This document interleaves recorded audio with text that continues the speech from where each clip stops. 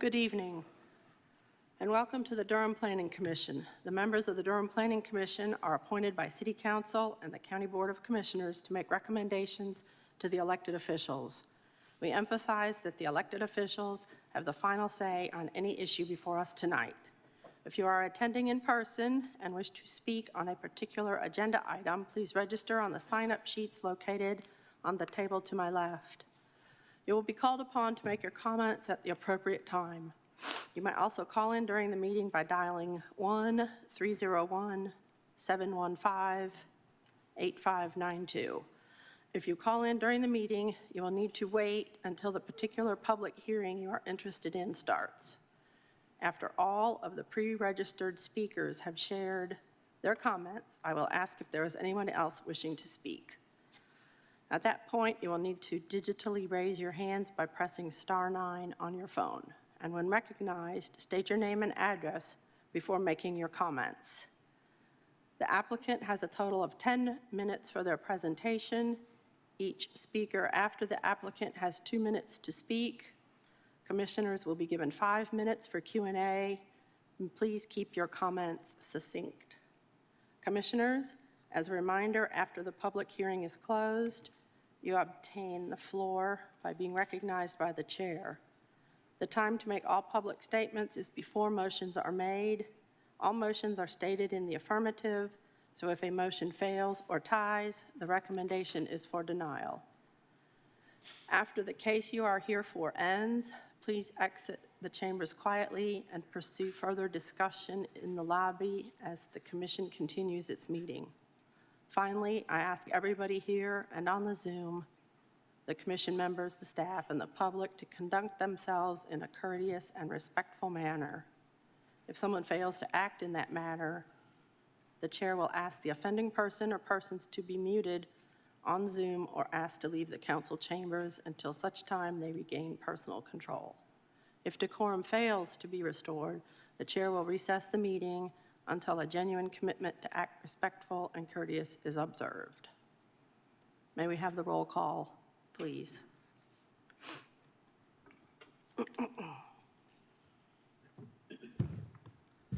Chair Shigeris. Here. Vice Chair Cameron. Commissioner Bailey. Here. Commissioner Capers. Here. Commissioner Chakowski. Here. Commissioner Hunter. Commissioner Kopak. Commissioner McIver. Commissioner Montez. Here. Commissioner Neinkirkner. Here. Commissioner Piontek. Here. Commissioner Ritchie. Here. Commissioner Woke. Here. We have established a quorum. Okay. Number 3, adjustments to the agenda. Not an adjustment per se, but just wanted to make sure you all were aware. Item numbers 5 and 6 are related to each other, so we are going to do those presentations. It is 5 and 6, right? The 2 RTP ones? Number 6 and number 1 under 7. Okay, item number 6 and the first item under number 7 are related, so staff are going to give those 2 presentations consecutively. Then the applicant will present regarding those 2 items. We will need 2 separate motions on those items, though, and they do go to the county commissioners only.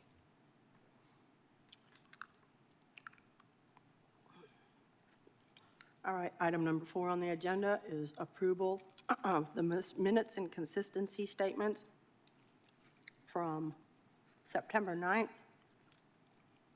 Do we have a motion to approve? A motion to approve the minutes. That has been moved by Commissioner Ritchie and seconded by Commissioner Second. Capers to approve the minutes and consistency statements. All in favor, please say aye. Aye. Opposed? Nay? No? No nays? The ayes have it. All right, number 5 on the agenda, public hearings. Small Area Plans, Downtown Durham Blueprint 2035.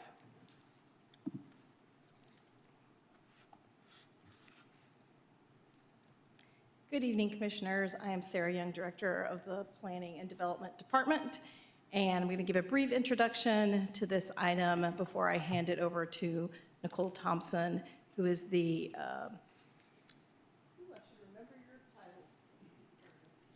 President and CEO of Downtown Durham Incorporated. She will actually be presenting the plan. DDI has, for many, many years, created downtown master plans of various sorts in consultation with the city, the county, other partners, and involving the community. Those plans have traditionally been adopted by the city, and so we are bringing forward this latest iteration of that plan through the normal plan adoption process. So it's a little bit different than the typical plans you might see because it's not created by planning staff. It is created by an outside entity, but one that has been a longstanding partner of the city and county. So without further ado, Nicole.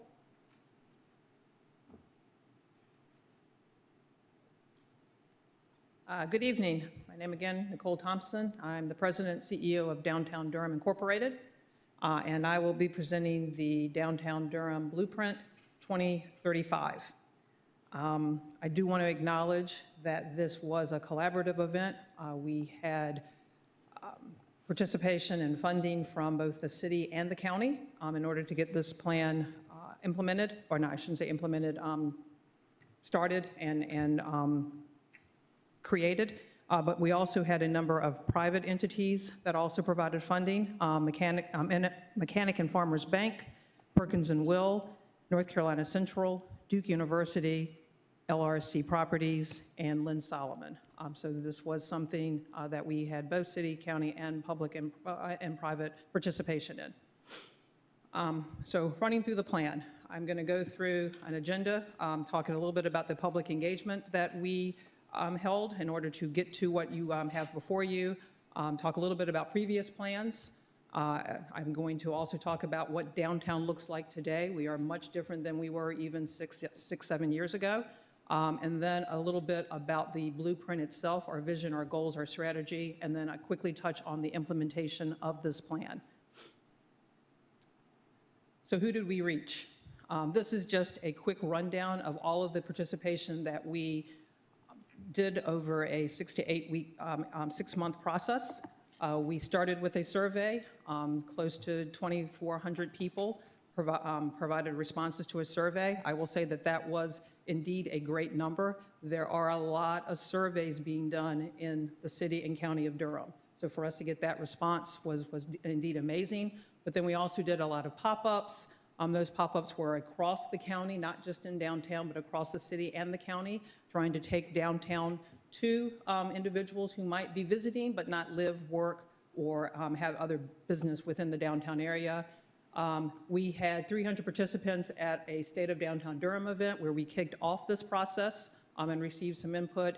We had a Black Voices of the Future panel at Motorco, partnering with Motorco and Black Spaces, to hear thoughts from the African American community about how downtown looks, feels, and should grow.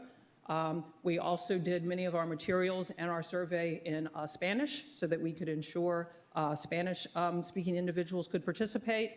We did 20 interviews, 38 local businesses participated in interviews and focus groups, and then we had a steering committee comprised of 13 individuals that provided guidance throughout the process. What I have here now are just some of the pop-ups that we held, both in downtown. We did something at NCCU during their homecoming. We popped up at any number of Third Friday events. We went out to the Latino markets in the county, just again trying to get a variety of responses to what people would like to see in downtown. This is some pictures from our Black Voices of the Future panel. And then finally, we did at the very end, while we were finalizing this document, we took our visions, our goals, our thoughts about how to grow to Pickleback, and we had an opening that people could come in and provide comments. We had large boards that showed our 7 goals, and it allowed people to participate and let us know what they thought and felt about those 7 goals, which I will share with you. So we did quite a bit of engagement, both at the front end, but then also throughout the design of the process. I will stop here and say that we did this in collaboration with a firm out of Philadelphia, Interface Studios, and they had working with them and Access all together, Black Spaces, and Nina Grant Partners. So that was the committee, or the consultants and their partners that actually worked with us to put together this plan. What we heard, any number of comments, but many things that we heard: more communication, more wayfinding, honor Durham's history and its rich cultural heritage, support and ensure that we have places for small minority women-owned businesses, support them, make downtown feel like a neighborhood with diverse housing options, create safe streets and more accessible spaces for everybody in downtown, and that our public spaces should be transformative and should be inviting and well-utilized and an engaging place for folks to be. In their own words, here are just a couple of comments which kind of reiterate the previous slide that you all can read at your leisure. From all of that community engagement, we had three things that we continue to hear no matter who we talked to, whether it was a resident, whether it was an employee, whether it was a business owner, a visitor, a property owner. They wanted downtown to be a safe and welcoming place. They wanted to keep Durham, Durham, and they wanted downtown to be vibrant and growth-oriented. This is the basis for our plan. These three things show up throughout the goals and strategies, as well as in the implementation. Review of previous plans. As I mentioned, there are any number of plans that have been done about downtown, adjacent to downtown, through downtown.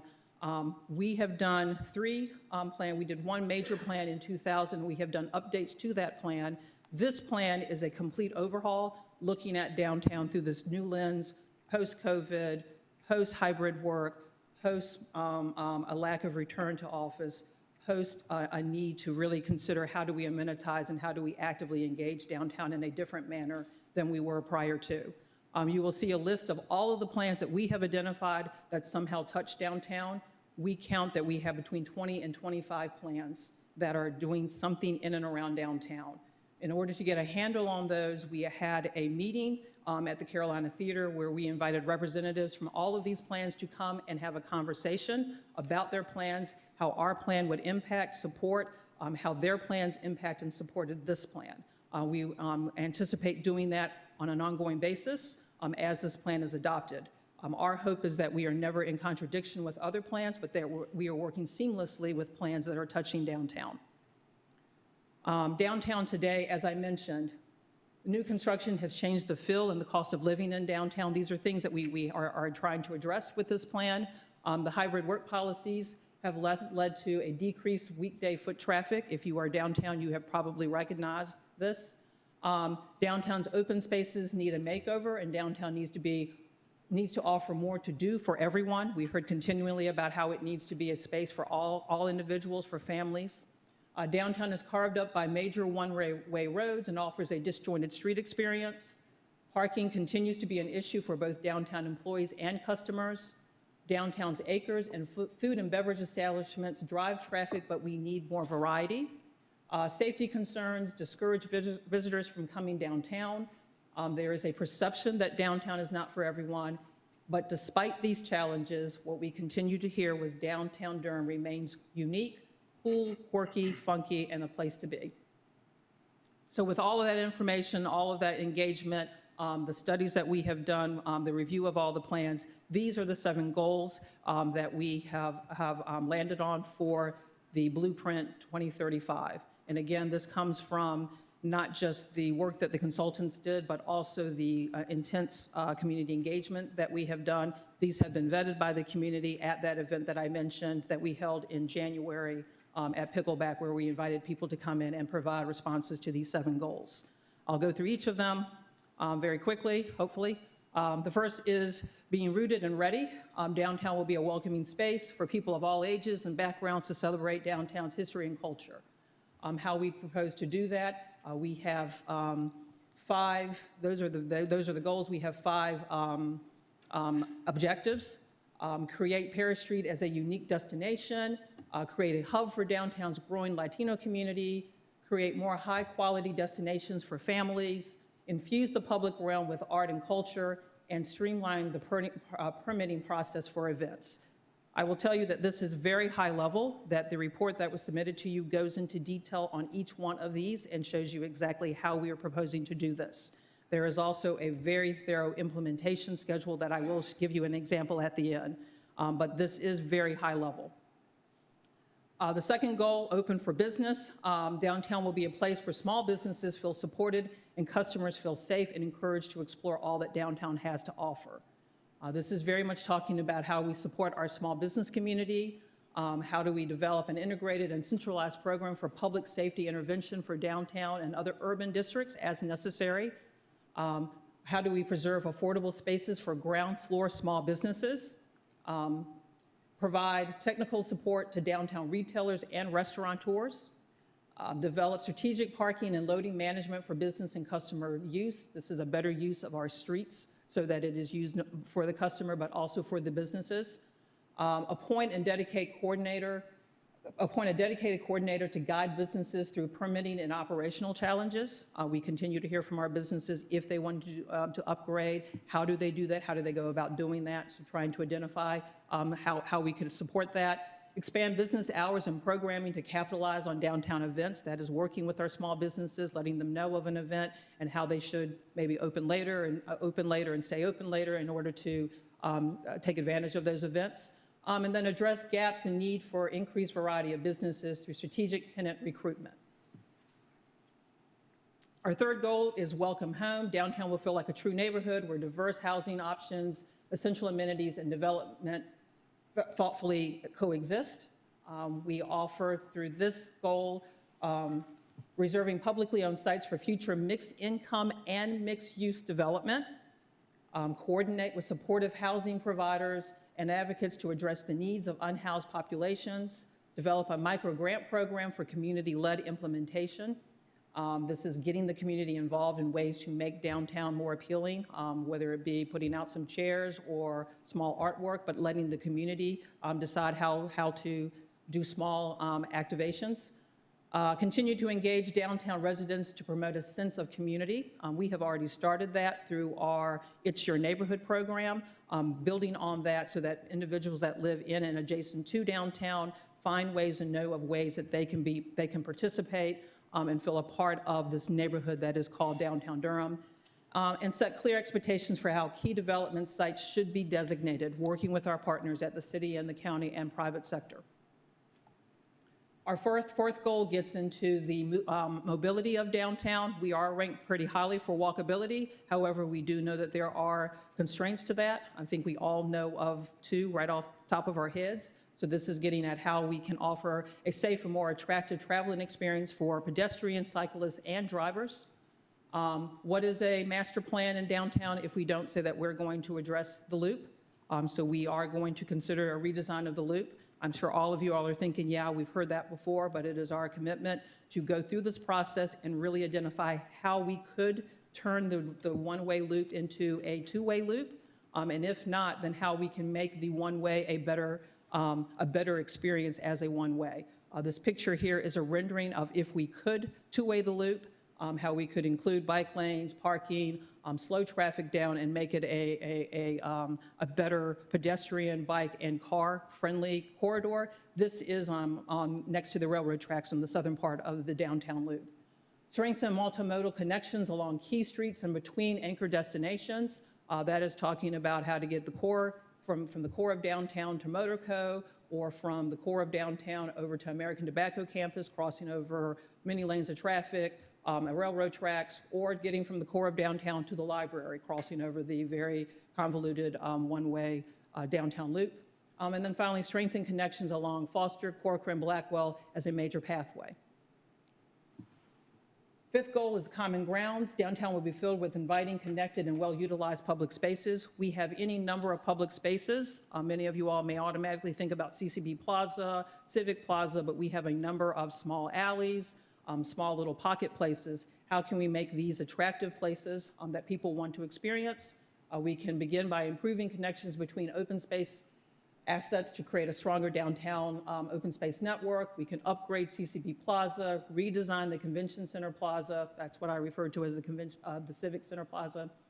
Leverage the uniqueness of downtown's alleys. We have any number of very cool, quirky alleys and paper streets. Position the YMCA as a downtown anchor with the announcement of its relocation. How can we work as another downtown asset and anchor? And then provide more shade downtown. We hear that continually, that we have some wonderful spaces to sit, but how can we provide more shade? And we have done some temporary provision of shades with umbrellas, but we need to be more thoughtful about how we do that, working with the city and its arborists on tree shade. Our sixth goal, downtown works. Downtown will be a home for companies of all sizes, fostering job growth and cultivating a consistent daily workforce that enhances downtown vibrancy and sustains local restaurants and retailers. This is very much getting at the fact that we are now downtown where we see any number of our employees working from home part of the week, and how that has impacted our local business community. So this is, how do we preserve older, funkier downtown buildings for affordable office space? How do we re-tenant existing office space? Explore conversion of existing commercial buildings into lab space and explore locations for new construction of buildings, and then keep event-driven economic activity downtown. The more you know, this is our final goal. This is actually better communication. Downtown will be perceived locally and regionally as a safe and welcoming destination that is easy to navigate and offers a variety of goods and experiences that are accessible to everyone. How best we will do that, we will try to improve the perception of safety in downtown through marketing and messaging, working both what we do, but also working with our partners at Discover Durham, the Chamber, the city, and the county. Change the narrative that downtown isn't for everyone by ensuring that we're uplifting all of the different activities and events that occur in the downtown and affordable dining options in the downtown area. Highlight the affordable opportunities within downtown, and then unify downtown by promoting destinations and not districts. Those are our 7 goals. This is just a vision of how those 7 goals come together, how we're supporting the small businesses, how we are moving people throughout our downtown, how we are being strategic and thinking about how we look at public property and how that can be a catalytic engine for better growth in our downtown area. And as I mentioned when I started, we do have a very robust implementation plan. This is just an example. Our implementation plan by itself is, I don't know how many pages, but it's a lot of pages. Certainly can share it with you. This is just one strategy under one goal. And this is looking at creating Paris Street as a destination. You will see in there, there's a mention of a group called TAG. Our hope is that as we take these larger visions and these larger strategies and tactics and boil them down into smaller pieces, we will work with individuals that are committed to that particular aspect of the vision, and they will help us in implementing. They will be our feet on the ground, working with us, coming and strategizing with us. It would not take a lot of energy or effort. We would use them for that one thing that they're interested in, and then if they're not interested in anything else, we would form a different tag. So we have a number of different ways that we will continue to work with the community and with those interested in seeing downtown remain safe and welcoming, remain Durhamish, and then be a place where growth and vibrancy continues to occur. That is the end of my presentation. Thank you for your time and for your consideration.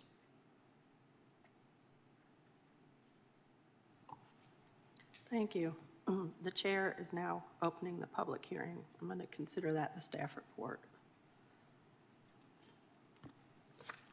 Is there anybody, nobody on the sign-up list? Is there anybody on the Zoom that wishes to speak? Please raise your hand. Nope. Going once, going twice. Okay. We shall close the public hearing, and we are now open for commissioner discussion.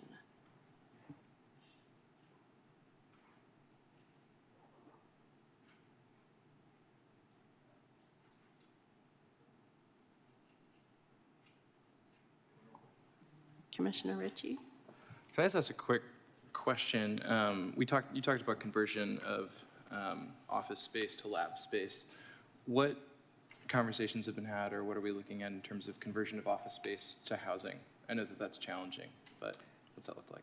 We have had some conversations with some of the owners of those spaces, and they are considerable challenges, given the age of those buildings and the amount of work that would need to be done. So separate from what is in the blueprint, there has not seemed to be an appetite right now for some of the downtown office spaces to do that. Got it, okay. And then this is, I guess, a completely separate question, but while I have you, you talk about strategic tenant recruitment. Can you talk about what that strategic tenant recruitment looks like for downtown businesses? So we are exploring doing a retail strategic plan, which would, a little different than what most people think about with a strategic plan, where you go out and identify, these are the retailers that we want to come in our downtown. The first step would be, how could we create policy that would encourage a mix of retail to come into the downtown area, and how we could work with the private sector, which owns a lot of the commercial space, the ground floor commercial space. How could we work with them on being more creative in the uses of their spaces, the rents that they might be charging for those spaces? Is there a way to stagger rents? So there's a step before we would actually look at going out and actively recruit. We have heard constantly that people want a grocery store. I would say that that's a little further down. There's work that we need to do working with the city and the county on how we could create a plan that would be of interest to recruitment of retail in the downtown area.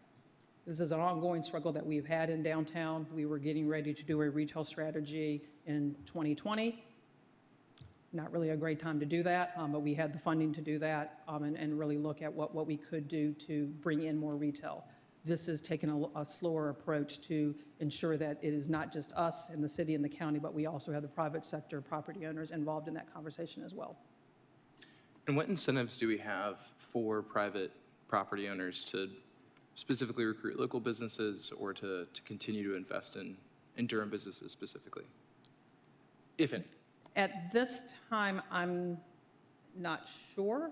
I know that in the past that we have had grants for upfit of property. We have had facade improvement grants. We have had signage grants.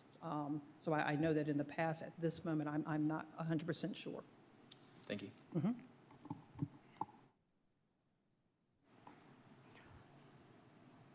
Commissioner Chakowski? Thank you, Chair. Just want to say that this plan is so comprehensive, and the amount of time and work that went into it is really evident. So thank you to you and all the stakeholders and folks that were engaged. I do want to ask a quick question on if you're able to share a little bit more about how the success and failure of the early action projects is going to be assessed. That tracker was really helpful, so I think you sort of answered that already, but could you tell us a bit more about how that will be graded? So we have a pretty robust implementation schedule that I'm more than happy to share. Yeah. That is actually something that we're still building out. What we have on paper will look vastly different, because we will then incorporate that into Asana. We will be working specifically with the key individuals. So we have identified, DDI will be the implementer of the plan. But we are trying to identify, working with the planning department and other city departments, which department would take primary responsibility working with us. Once we start digging into each of those specific strategies and tactics, that is when we will get into identifying, putting measurements on them, and they would be incorporated into Asana. So the implementation plan as it exists right now is, I'm not even going to say that it's vague and broad. It isn't, but more detail would be put into Asana once we are on that task. Also, we are trying very much to ensure that the plan can be flexible. Should we, God forbid, have another pandemic, we don't want to back ourselves into saying that we're going to do something and then something changes and we have to pivot. This allows us, as we get to that particular task, we can then really do a deep dive and decide what does success look like and define it at that time. Awesome. Thank you. That's very helpful. Just one other question, and it might be too early to really have an answer on this, but potentially. Can you tell us a little bit more about the expected scale and scope of the proposed commercial land trust? It is a little too early to answer that question. Thanks for that out, but no, really, it is a little too early to. We are just now beginning to reach out to other communities that have created such a thing. One of the firms within the consultant group and Access, this was very high on their list of things that would be achievable. They have connected us with 4 communities. You're going to ask me who, and I'm going to tell you I don't know off the top of my head, but they have connected us with 4 communities that have created such a program. We are just now starting to reach out and have conversations about what that would look like. However, we have talked with the Durham Land Trust, how that is structured, how the housing component of residential component is structured. We've talked a little bit with Self-Help about this. But we're just now starting to get into the research of what it would look like for Durham. Thank you.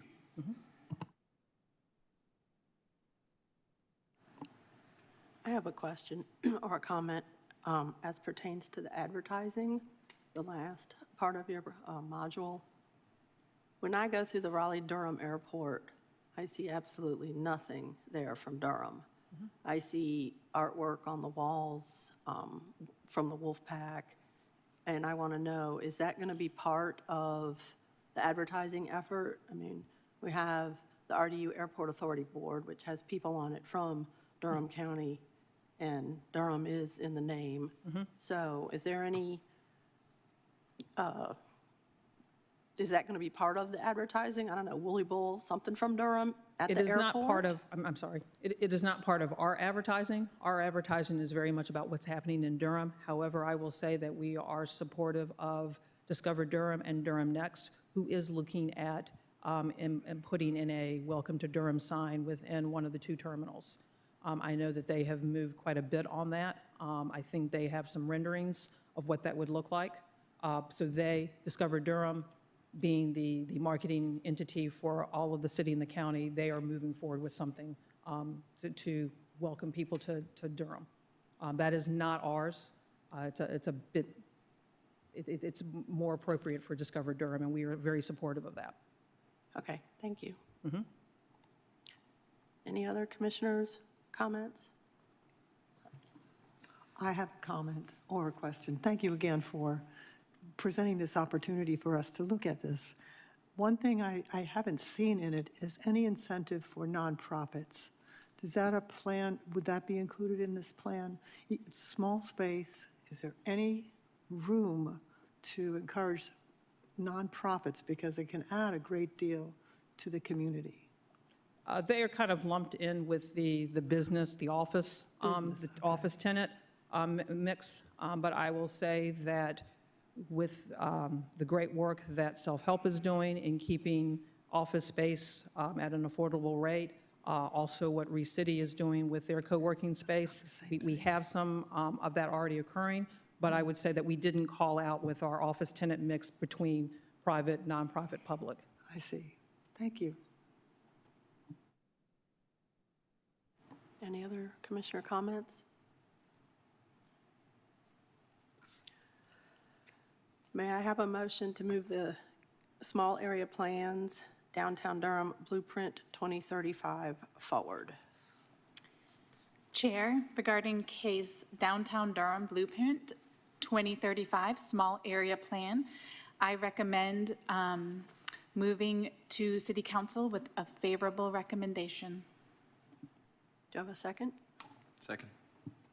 It has been moved by Commissioner Wook and seconded by Commissioner Ritchie to move this case forward with a favorable recommendation. Please open the electronic voting and bear with us. This is brand new.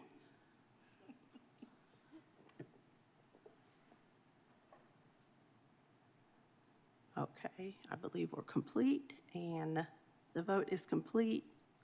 Please close the electronic voting.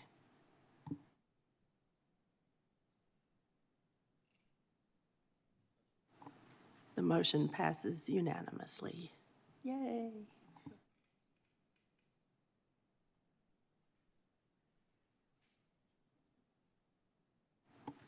All right, next item.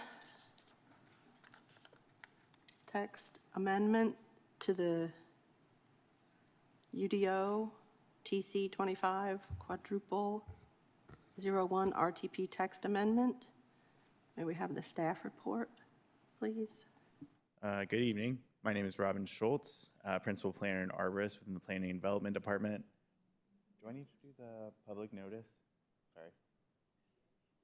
Okay.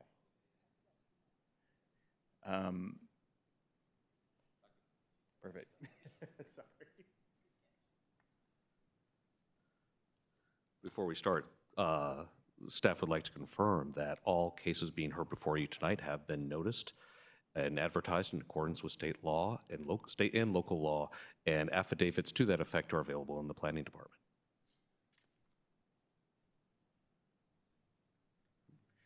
Thank you, Aaron. So, good evening. My name is Robin Schultz, Principal Planner and Arborist from the Planning and Development Department. Tonight, I'm speaking on TC 25-00001, which is a privately initiated text amendment to the Unified Development Ordinance.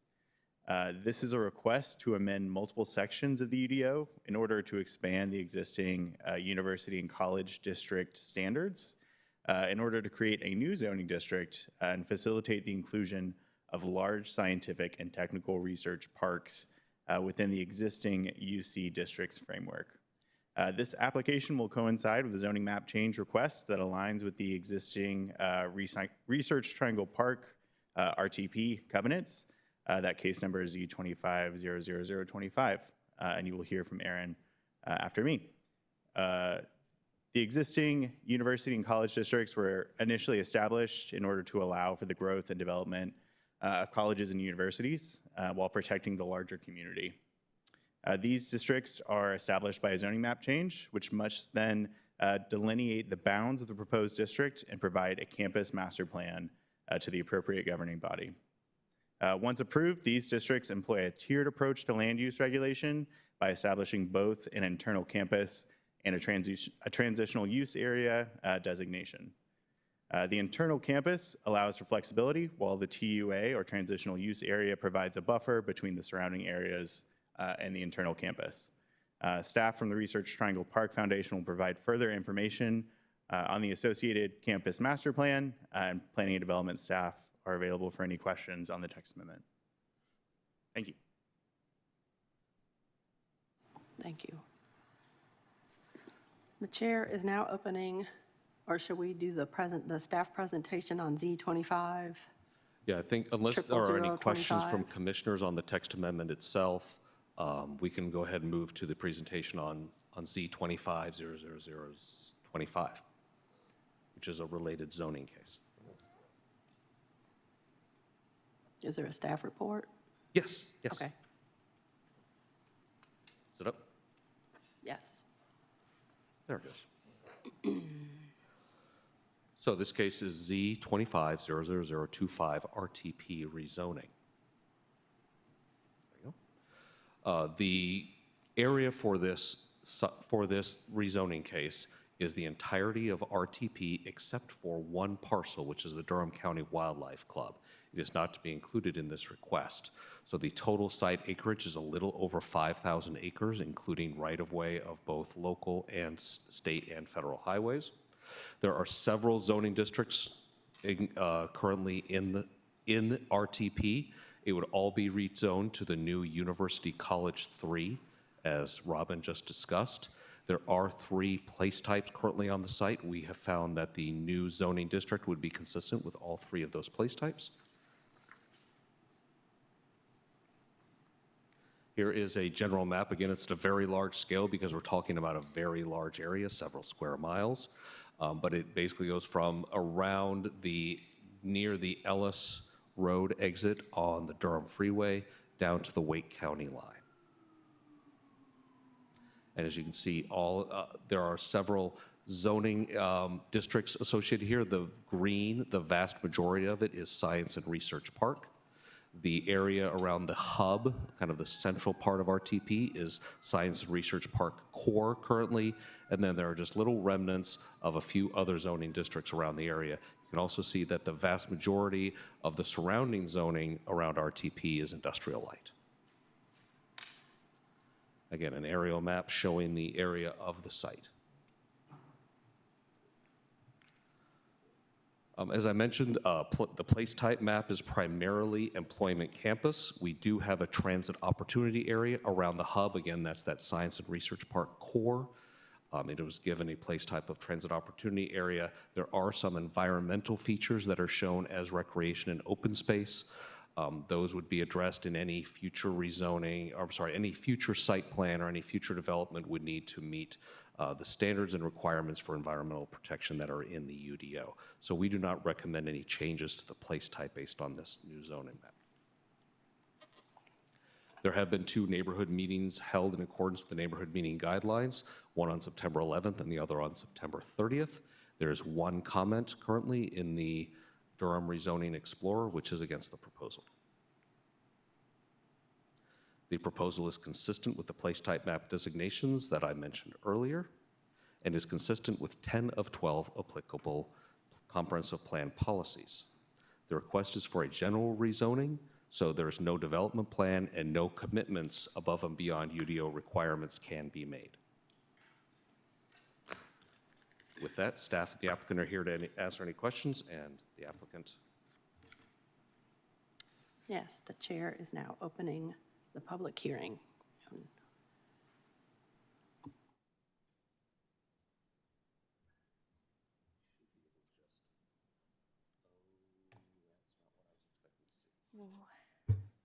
Doesn't look like a presentation.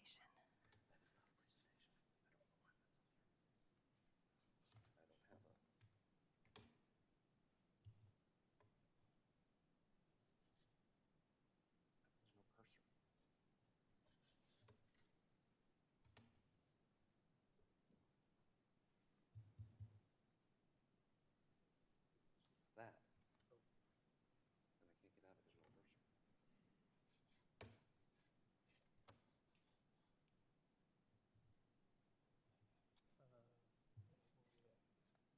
And I can't get out of digital cursor. We're having trouble at the podium. Can we get about 2 minutes? Yes, we'll take a 5-10 minute recess until technical difficulties are resolved. A little more than 5 minutes. 5 minutes.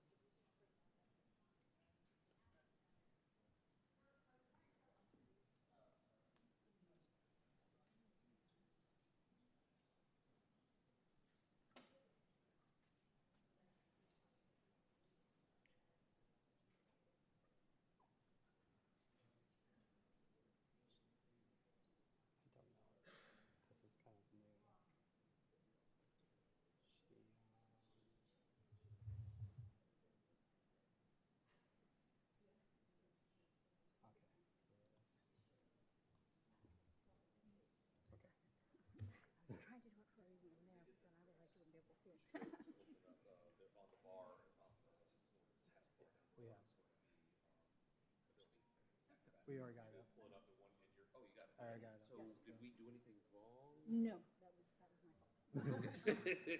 That was technical issues. I was just making sure this works. If you'd like to use it, or you can use page down, whichever one your preference is. Just need to make sure, I don't know if anyone walked away or not. Because we said 5 minutes, so I think it. No, they're all supposed to. Okay. Back in session. The technical difficulties have been resolved. Yay.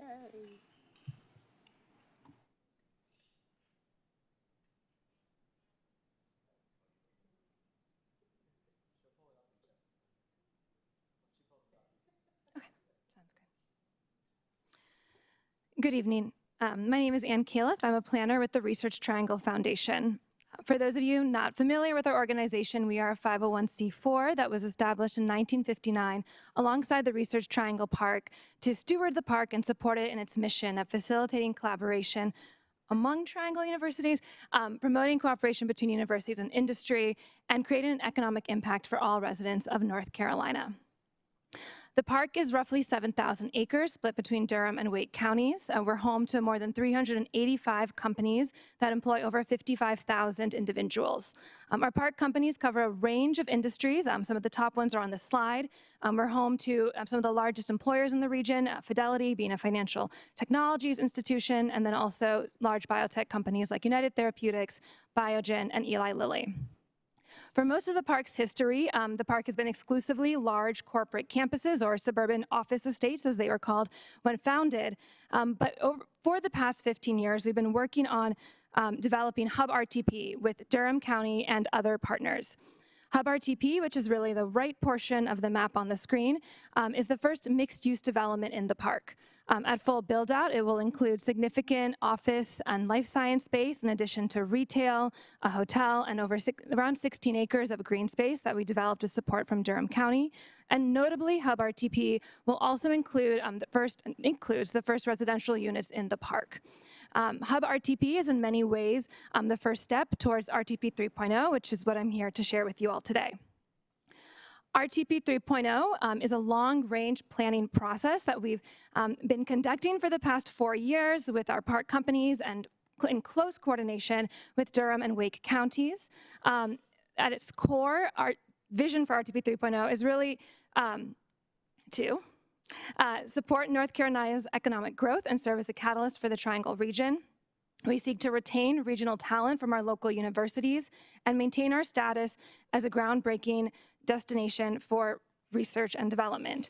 In order to do so, we know that we must remain competitive with our peer districts, and that requires creating opportunities to transform key locations in RTP into vibrant mixed-use centers that we know today's workforce is really attracted to. So why RTP 3.0? As I mentioned, suburban innovation districts have really changed, and we see our workforce really being drawn to new environments, as you'll see on this next slide. Here we have a quick overview of how innovation districts have evolved from suburban innovation parks in the 1950s through to a more urban form in the early 2000s. In the 2010s, we saw those downtown innovation districts start to incorporate new amenities.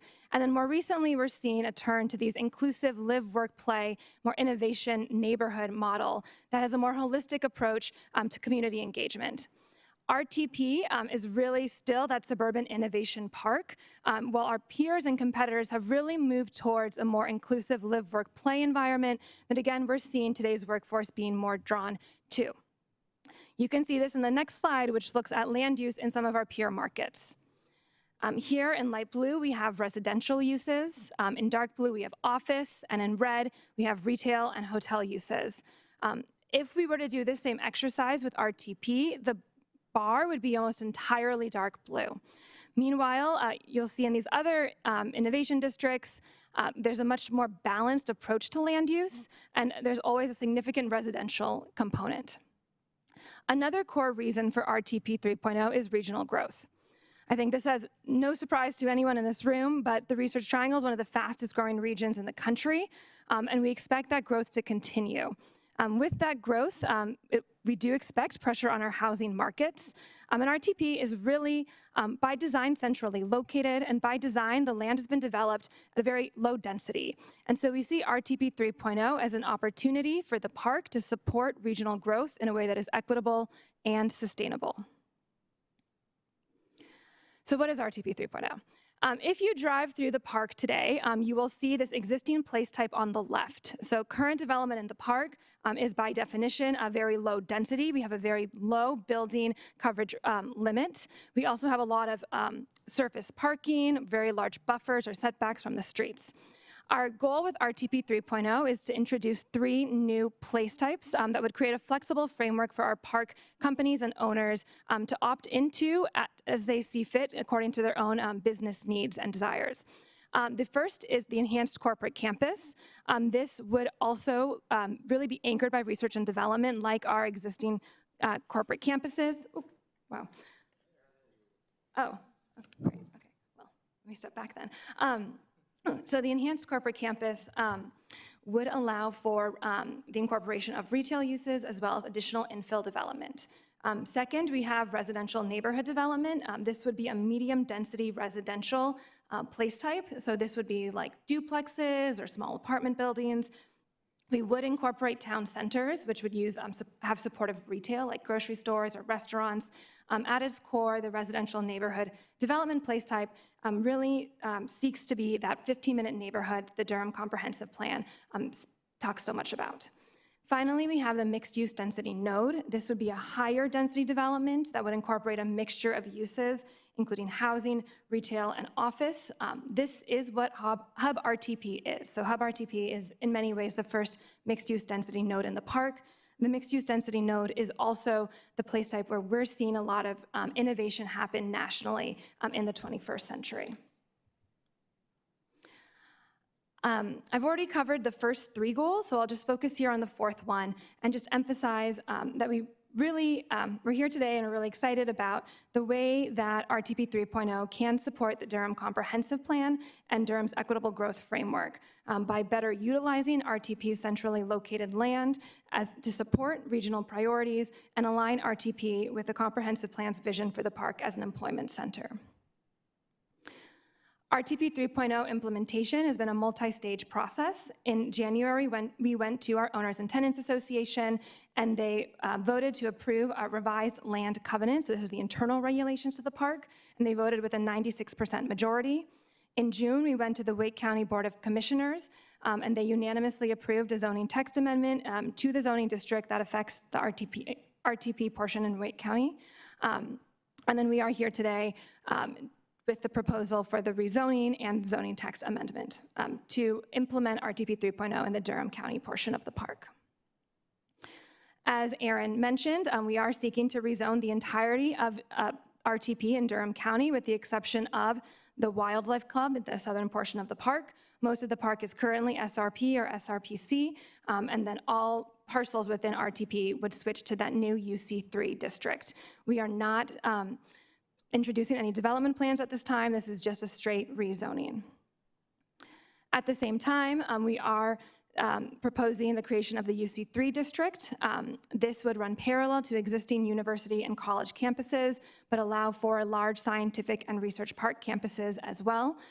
In order to implement RTP 3.0, those place types that I mentioned earlier, we are seeking an expansion of by right use allowances as well as an exemption from certain standards to incorporate or accommodate that envisioned development pattern.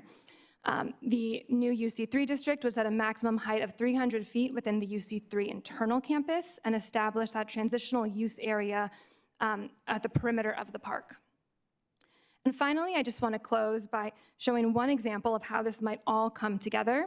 And this is a vision map that was developed by our outside consultant team. Here in light blue, we have existing and enhanced corporate campuses. In red, potential mixed use or residential neighborhood development areas. Purple is the blending of the 3. Green areas are areas that are ecologically or topographically constrained, so we expect to remain as natural systems. And then we also have incorporated into this map different multimodal amenities that we hope to tie the park together. Again, this is just one example. You know, blue could become red could become blue, purple could become purple, but really our goal here is just to share how the park might evolve over time. So thank you. A huge thank you to planning staff for all of your support. Aaron and Bo, thank you so much. We really appreciate it. Thank you.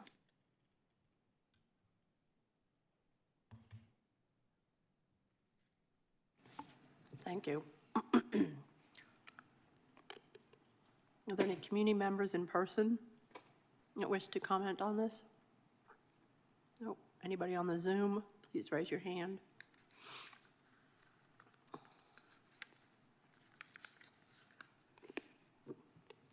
Nope. Going once, going twice. All right. The public hearing is now closed. We are now open for commissioner discussion. Any commissioners have any comments or questions? Yeah, I have a question. Well, first of all, I'll start with, this is exactly the type of innovation and vision that Durham needs. I couldn't be more excited to see this. I do have just one question. This vision of RTP is obviously going to cater to a lot of young professionals, people coming out of college, people looking to find their first established place of living and such. And now that we're introducing residential, which is great, and it's going to be primarily multifamily, I'm assuming, maybe some townhouses. And before I ask the question, I just want to make sure I make clear is, you know, in no way should affordable housing incentives try to limit innovation or investment or progress. But I still want to ask the question is, these being young professionals coming out of college and they're looking for a place to settle, is there anything perhaps through staff or through the applicant that can try to advocate for some support for these college graduates coming looking for housing and trying to settle here? Yeah, I can take it. That's a great question. And, you know, one thing that we have heard from our county partners, from the county commission and other elected officials in Wake County as well is, you know, that housing is a priority, and in particular, affordable housing. And so we have began some studies internally to see, you know, where we might be able to support affordable housing. And, you know, I think a key, as you mentioned, is really allowing housing in the park. Right now, you can't build any housing anywhere in RTP. And so we see this as a critical first step to supporting those as well, housing as well.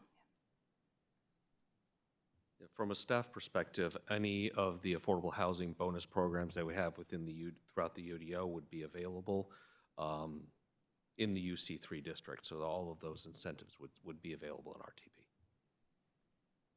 And one last thing, maybe this is more for staff, but considering that this is going to be an envelope rezoning, any kind of residential use or investment through this would not have to go through any kind, they would be able to go straight to site plan. I mean, obviously in partnership with RTP, but it would essentially limit the timeline of entitlements such that it can help with affordability, it can incentivize investment. That is correct. Any residential development that meets the requirements of the new UC3 district would not need a rezoning in order to move Fabulous. forward, go straight to site plan. Thank you. Commissioner Wook? Hi, thank you. I have just a couple questions. One is, so Durham has a lot of comprehensive plan policies that with the general rezoning, I guess exempts you from meeting in this proposal. And so are there anything that you can commit to or proffer that would kind of help align with Durham's comprehensive plan? And there's a lot. There's environmental concerns. There's, as we were mentioned, affordable housing things. There's just, you know, I'm sure you're familiar with the plan. There's a lot of different things that that none are addressed here. And I have a second part of the question is, one of the things I noticed is that there would be, one thing that's required by the UDO currently is phased development to protect with runoff and just biodiversity loss, and that this project is exempt from that. So I wouldn't use the term exempt. Okay. It's not that they are exempt from the policies, it's that they cannot demonstrate through zoning that they're meeting the policies. They could demonstrate through the site plan process at a future stage that they're meeting these policies. We just cannot determine one way or the other at this time if a future development that comes in that is in line with this zoning district would be able to meet all those policies. Technically, the applicant is Durham County, and there is no development plan here, so there is no proffer that can be made. And I would just add to that, that in addition, we will have internal regulations and an RTP internal planning board that will be reviewing all of these applications as well, and that all applicants or all development that occurs within the park will be subjected to the site plan review process that Aaron mentioned. Any other? Commissioner Ritchie? I have two questions. So it wouldn't, shock anyone, I guess, to hear that RTP is not the most walkable place in the world. And as you increase density, you talk about it a fair amount in 3.0, but I'd be curious what the specific sort of plans and opportunities for increasing access to multimodal transit and non-automotive transit are that are going to be developed out of this plan, and what you're doing to get there now. Yeah, no, that's a great question. As I mentioned, we will have internal regulations that govern development within the park, and a big part of that will be street design standards. We really want to support, multimodal roads, right, encouraging pedestrian and robust pedestrian and bicyclist facilities on any new roads that are developed. The Triangle Mobility Hub is actually coming into RTP. That'll be on NC 54 right next to the railroad. And so that will be a significant hub for transit connectivity. We are optimistic that, Wake County will bring in their BRT through NC 54 to turn around at our hub, our Frontier campus. In addition, the Triangle Bikeway will likely move through the NC 54 corridor, and all of these things have been incorporated into our planning efforts. We are also in the process of studying the feasibility of a passenger rail station at RTP right next to that Triangle Mobility Hub. So in a beautiful, ideal world, all of these different forms of transportation are coming together within RTP in the next 50 years. Gotcha. That is a beautiful ideal world. It's exciting. And then this might be a question for staff, but why UC? It seems like colleges and universities have a slightly different role than generally profit-generating institutions. How do we decide to go UC on this as opposed to, it sounds like Wake did more of a research-oriented zoning?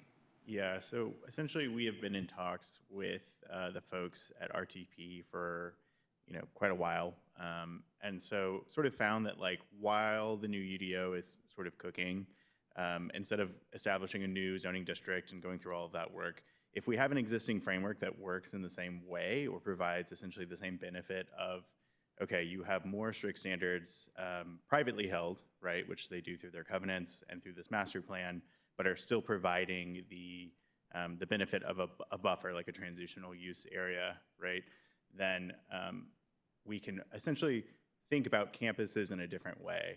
So it functions well for universities, but it also functions well for other institutions that are, hold lots of large swaths of private land under covenants, which is a pretty unique situation that RTP has. So given those similarities, it made more sense to sort of incorporate them within an existing framework than it did to create a new sort of district, especially as the new UDO is about to be passed or, go for Sorry. it. Do you see the new UDO just continuing to incorporate a UC3 in it, or this is my lack of knowledge of it perfectly right now, but okay. So depending on how the governing bodies decide, we will incorporate that into the new UDO to make sure that even if it isn't a UC3 by name, it is the same regulation, because that will have been passed recently enough that we know that's the will of the governing body. Any other commissioners? Commissioner Nunn-Kirkner? Yes, I have a comment. Thank you so much for bringing this to us, and I was very impressed with the comprehensiveness of the plan, how it includes government facilities, medical facilities, parks and open areas, passenger terminals, places of worship, social service institutions, utilities. It's so comprehensive. It's like you're making a city. Anyway, well done. It's a great, ambitious project, and 70 years timeline is an extensive amount of time to consider all the things that could happen in between. Thank you. Any other commissioner comments, questions? I have a question that's probably for city staff. When the place type map is changed to the UC3 district, the whole thing is going to look the same. Is that correct? So my concern is the current recreation and open space that's on the map. How is that going to be documented going forward? Is it going to be measured, and so we know going forward we're going to maintain at least the minimum amount of recreation and open space? So the place type map is not changing. The recreation and open space on the place type map will be changing. Only the zoning map is changing, and the entirety will be UC3. So those recreation and open space areas will still be identified in the place type map and can be used as a resource when going through the site plan review process. Okay, excellent, thank you.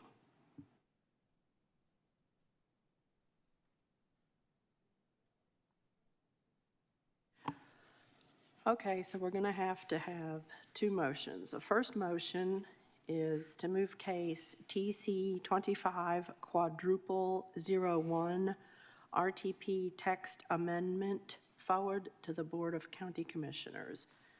Do I have a motion? I'll make a motion. Oh, no, you go ahead, please. Chair, regarding case TC 250001, I move that we forward it to the county commissioners with a favorable recommendation. Do I have a second? Second. It has been seconded. It has been moved by Commissioner Wook and seconded by Commissioner Capers to move this case forward with a favorable recommendation. Will you open the electronic voting, please?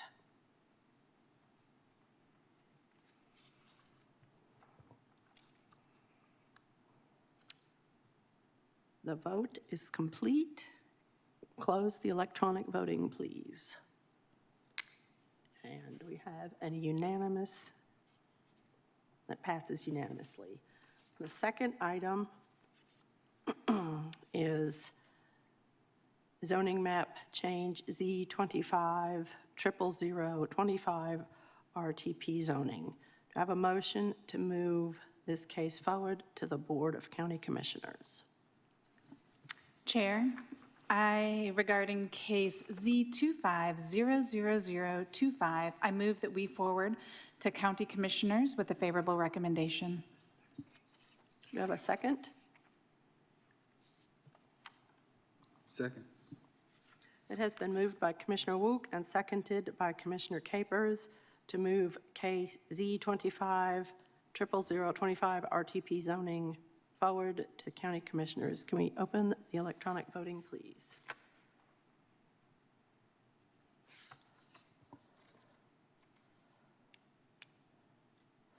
The vote is complete. Close the voting.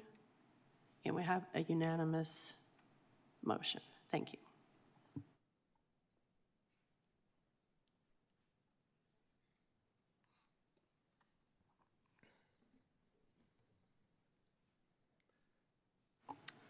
Next item on the agenda is Z2400047 Garland District. May we have the staff report, please? Thank you, Chair Shigaris. As you mentioned, this is case Z2400047 Garland District.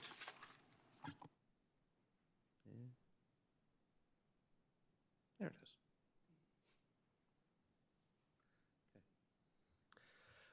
This request is for 24 parcels south of Anger Avenue, east of Cardin's Lane, north of Peabody Street, and west of Grantham Street.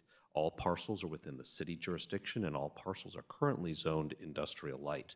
The request is to rezone some of those parcels to commercial infill and some of them to commercial neighborhood. The existing place type map is neighborhood services, established residential, mixed employment, and there is one parcel of general industrial. Staff is recommending that if this is approved, it is changed to mixed use residential. You can see that zoning here. The light purple is the industrial light. That is the predominance of parcels south of Anger Avenue. And on the right, you can see the pink parcels that would go to commercial infill and the red parcels that would go to commercial general. The major difference there is why some are commercial infill and why some are commercial general is the size of the parcel. There is a minimum size for a parcel of commercial general, so those that are too small to meet the commercial general standards needed to go to commercial infill. You can see the aerial site here. As you can see, the site is south of Anger Avenue, south of the Anger Driver intersection, and north of the main line of the North Carolina Railroad. There's a variety of residential, commercial, and industrial uses around the site.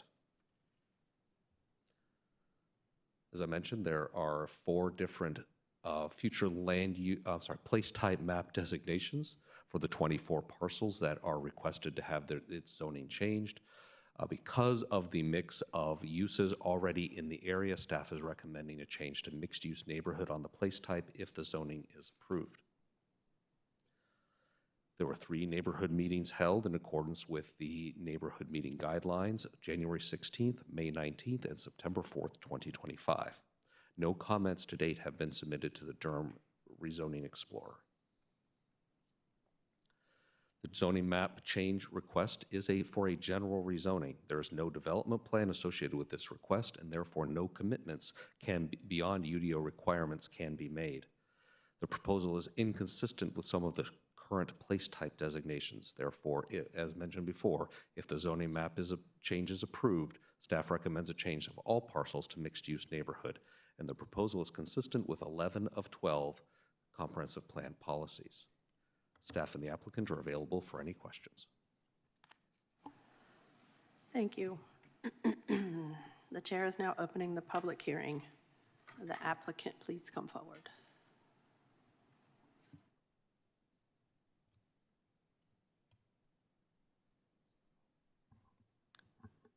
See, are you able to see the screen up here? Do I need to hit a button to? There it goes. Perfect. Magic. Good evening, everyone. I'm Dan Jewell, a landscape architect with Thomas & Hutton. I reside at 1025 Gloria Avenue here in Durham. I've been asked by the 6 different property owners and ownership groups which comprise these 24 separate parcels to tell you a little bit about this request. If you look at this map again, the map that Aaron had up, I think you can surmise that by these parcels in the configuration, this is not a development assemblage by any sense of the imagination. It's not intended to be or will be a cohesive development by one developer. But rather, it's a request by a group of individual property owners who want to take the next step in bringing this historic business district back to where it was when it was created fully 100 years ago. That being a healthy and lively mix of neighborhood scale businesses, shops, and homes, which once supported the South Durham Hosiery Mill, which is still existent as Brentag at the south end of South Driver Street. As you may have read in the staff report, the National Register of Historic Places form included in that, these parcels are located in the East Durham Historic District. The mill closed a long time ago. And as the banks and the stores closed and other businesses faded in this neighborhood because they were dependent on all the people that worked in the mill and shopped and banked with People's Bank, the current industrial zoning that has been in place for many years has worn out its usefulness. Most of the industrial properties in the area are now vacant. Aaron had that map up a second ago that showed, all of this area is industrial, including many existing homes in that neighborhood are industrial. We suspect that zoning was put in place back in the 50s or 60s when there was every expectation that there would be railroad-oriented industrial uses in this area, but it never grew to that time, and now that has faded away. Therefore, what we are proposing is to rezone these 24 parcels to the commercial uses that Aaron mentioned a second ago. And to be clear, the parcels that are included are only the properties where those property owners requested that they be included in this proposal. No other parcels outside the area are affected. this map may be, or this document may be a little hard to read, but I think what you need to understand is, most importantly, this request is for a less intensive zoning than exists today. What historically there have been and still are homes within the IL district, as I said, and if any of those homes were to be damaged to the point that it would cost more than 50% of the value to build them back, they could not be reoccupied. So what we want to do is to bring back the opportunity to have some residential in this area. Similarly, along with being able to add some residential related uses, which are not allowed today, all those uses listed in pink would no longer be allowed. Any of those that exist today are grandfathered, but we see no reason that in order to create back a neighborhood scale, walkable, mixed community of shops, homes, and businesses, that there should be warehouses and freight movement, drive-through facilities, manufactured home sales, vehicle sales, things of that nature. I think you could argue that this is probably actually diminishing the value of this property from what it's been intended for in the past, but these property owners very much want to bring back that neighborhood feel. To summarize, this does not represent a coordinated redevelopment proposal. These property owners do not plan on getting together and selling their property to one developer and doing it that way. They just want the opportunity to, if in the future they want to rebuild or renovate or rehab, to have the ability to put in a more neighborly mix of uses, and especially having residential uses. We most importantly want to bring back the opportunity to have some much needed residential spaces to support the burgeoning new local businesses, and hopefully you've all been down there in the last couple of years, in the recently and lovingly rehabbed Garland complex, and to further restore some of the vibrancy and vitality that once existed on this end of South Driver Street. Many of the parcels are vacant today. So, in closing, a recommendation for approval of this request would be the first step in allowing that to happen. And we hope you can make such a recommendation to the City Council. So thank you, and that concludes the applicant's presentation.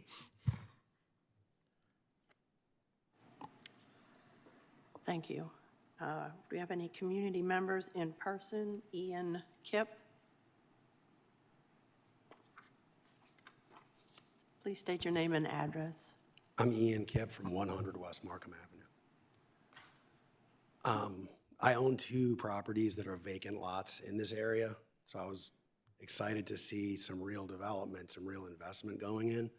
So I just wanted to come out and support this project wholeheartedly, not only as an investor in the area, but also as someone who loves this really cool little old historic district, which is on its ear right now.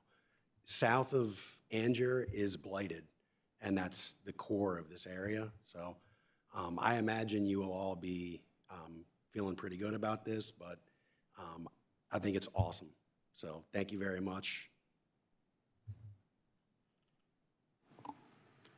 Thank you. Any additional members didn't sign up? Any members on the Zoom wishing to speak on this item? No, going once, going twice. All right, the chair is now closing the public hearing. Chair, did you want to speak? No. Let the person in the back corner raise their hand. Were you raising your hand back there? For this item, okay. Would you like to come to the podium, state your name and address?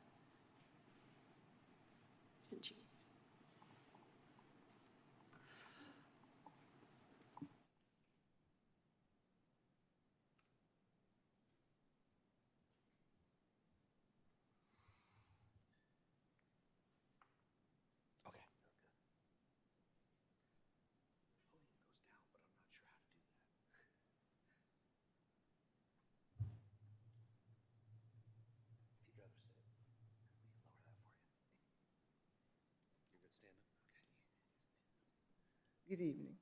My name is Stephanie Watson, and I live at 1812 Anthony's Avenue. But my mother has some property over on Ash Street that's included in this.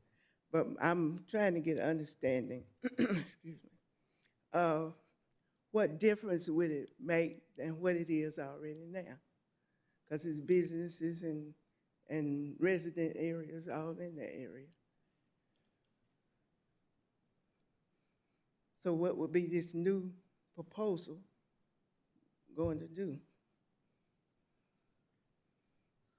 So right now, the current zoning of industrial light allows for a number of industrial uses to go there, as well as some commercial uses as well, but it prohibits residential uses.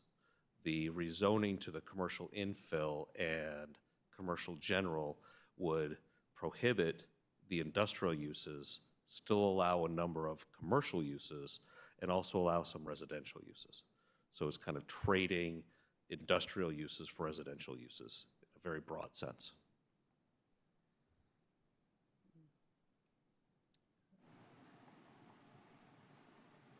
Well, you're the experts.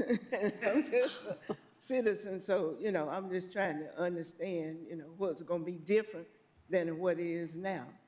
Well, that we can't answer yet. We don't know what somebody might build on that site right now. But what's being asked by the property owners is to be able to be permitted to do some residential uses as well as a number of commercial uses instead of doing industrial. But I couldn't tell you what exactly it might be. They haven't told us. But it won't be right away. I doubt it'll be right away. Maybe it. Thank you. Thank you. Anybody else wishing to speak? All right, the chair is closing the public hearing. We are now open for commissioner comments and discussion. Does anybody?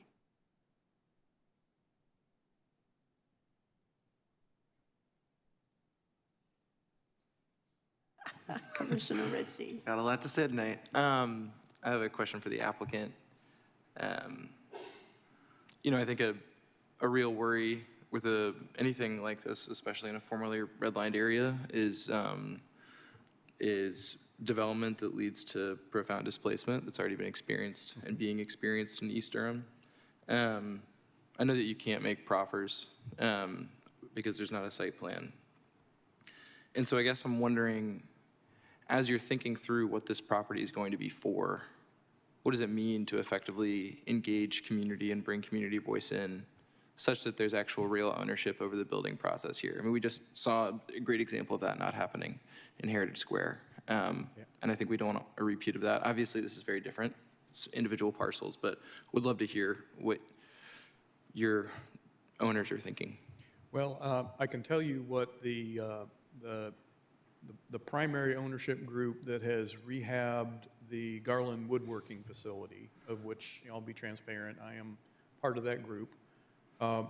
We have had not only multiple neighborhood meetings, but we were instrumental in getting a East Durham Merchants Association going because we wanted to make sure that all of the commercial property owners in the neighborhood had a common voice in trying to advocate for local businesses, seeing if the city would start thinking about some infrastructure investment in this area, of which there's been pretty much none, other than the work they did on Adjournment Avenue about 15 years ago, which was commendable, but as you come down here. Beyond the neighborhood meetings that we have already had some conversations with some of the residents in the general area, because we have some great tenants in Garland now with Proximity Brewing, Congress, Dame's Chicken and Waffles should be opening any day now. Claymaker Studio relocated here from the Durham Central Park area. And we want to make sure that they are all successful businesses. And to be a successful business, we want to make sure that the people that are already in the neighborhood which is if you've been over there, it's a really a good cross-sectional mix of social, economic demographics of Durham.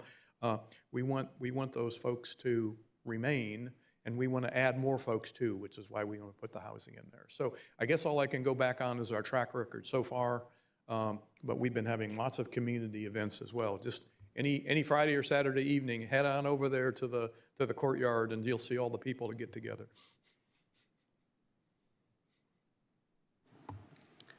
Any other questions, comments? Yeah, I have one question.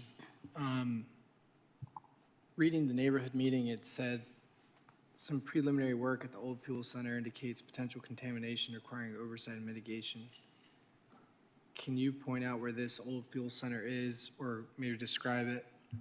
And what would be done to make sure, there is no repercussions to potential future residents or businesses?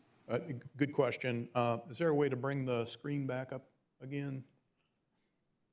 I can point to it. All right, so I don't know if yeah, you can see my cursor. So this flag-shaped parcel here was formerly the M.M. Fowler Bulk Fuel Distribution Center. So they would get fuel in on rail cars and break it down into smaller deliveries, take it home heating oil, things of that nature. And there are still some tanks on the site. But since the neighborhood meeting, we have actually had some pretty substantial testing done. And believe it or not, they found very little contamination, which surprised the heck out of me because it had been used for that for 100 years. But we've already been in touch with a Brownfields consultant to get that process going to make sure that if and when that site is ever redeveloped, that it's cleaned up and remediated. Good question. Thank you. Maybe too long an answer. No, it's perfect. Thank you. Commissioner Capers? I got a quick question. When considering the minority ownership and the folks that are in that area, how much in the conversations and in the weeds are they in the discussions that are happening currently? Oh, they were all instrumental in what we brought to you, and we're looking as more is built out. The whole goal is for this to be a community-based place with opportunities for local jobs and local entrepreneurship. So good question, thank you. Okay. Any other commissioner questions or comments? I have a question for the applicant. On that map, are all of those empty lots, or are there any historic buildings remaining on those lots? So if you can see my cursor again, everything east of Salem Street is vacant. These two lots in red are vacant. These lots up here, 3 of the 4 are vacant. And this lot has a derelict old industrial building that's sort of caving in. So I would say 50% of the land is empty and vacant. And are there any, on that National Historic Register, are you going to save those buildings, or do you plan on demolishing them? Because we heard on the first item on the agenda today about making sure Durham stays quirky. So this would be a good opportunity. Without getting in too much of the weeds, I can tell you that the renovation rehab that we did at Garland is what we expect to do for the rest of the properties that this group controls. I will tell you, though, that most of the properties on the west side of Driver Street and these properties here are other property owners, so we can't predict what they will do or when they will do it or anything like that. So yes, it's, we fell in love with that old Garland woodworking building and spent millions of dollars to bring it back. Literally, the roof had caved in. So hopefully you've all had a chance to get over there. Thank you. Any other questions, comments? Commissioner Nunnkirkner? Yes, so to be clear, you're going from more intense development to, intensity is being reduced, is that correct? Yes, less intense. Less intense, thank you. You're welcome. Any other questions or comments? No? Okay, may I have a motion to move case Z2500047 Garland District forward? Chair, regarding case Z2400047 Garland District, I move we move forward with a favorable recommendation to City Council. Do I have a second? I'll second that. It has been moved by Commissioner Wook and seconded by Commissioner Montez to move this case forward with a favorable recommendation. Please open the electronic voting.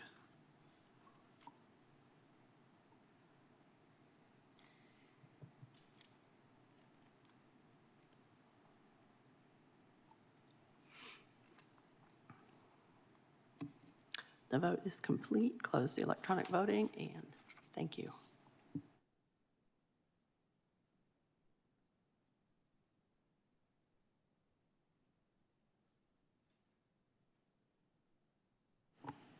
Next item on the agenda is Z25024 quadruple 063306 Page Road. May we have the staff report? Yes, thank you. Please. My name is Andy Lester with the Planning and Development Department. It's good to be with you all tonight. I'm here to present case Z2500006 3306 Page Road. This is a proposal for one parcel of land totaling 1.81 acres from residential rural to planned development residential 8.876 to allow up to 15 townhouses. The existing zoning is residential rural. The proposed zoning is planned development residential 8.876. The site is immediately surrounded by residential rural, planned development residential, and industrial light zoning districts. The aerial map shows the general location of the project. It is located between the frontage of Page Road and the terminus of Oak Mill Drive. The property is currently designated mixed residential neighborhood on the place type map. The textual development plan includes a number of commitments. These include no townhouses fronting Page Road. There's a $6,000 contribution to Durham Public Schools, a $15,000 contribution to the Durham Dedicated Housing Fund. The site limits impervious surface to 70%, requires 5% tree coverage when none would be required, and provides a 10-foot shared path along Page Road and a 10-foot shared path from the terminus of Oak Mill Drive and the 10-foot shared path along Page Road. Neighborhood meetings were held in accordance with the neighborhood meeting guidelines on March 25th, 2025, and September 17th, 2025. No comments have been received by staff in relation to this case on the Durham Rezoning Explorer. The proposal is consistent with the place type map designation of mixed residential neighborhood, as it expands a townhouse neighborhood immediately adjacent to large lot single family and industrial uses. The proposal is consistent with 18 of 25 applicable comprehensive plan policies. Thank you. Staff and the applicant are available for any questions. Thank you. And the chair is now opening the public hearing. May we have the applicant, please?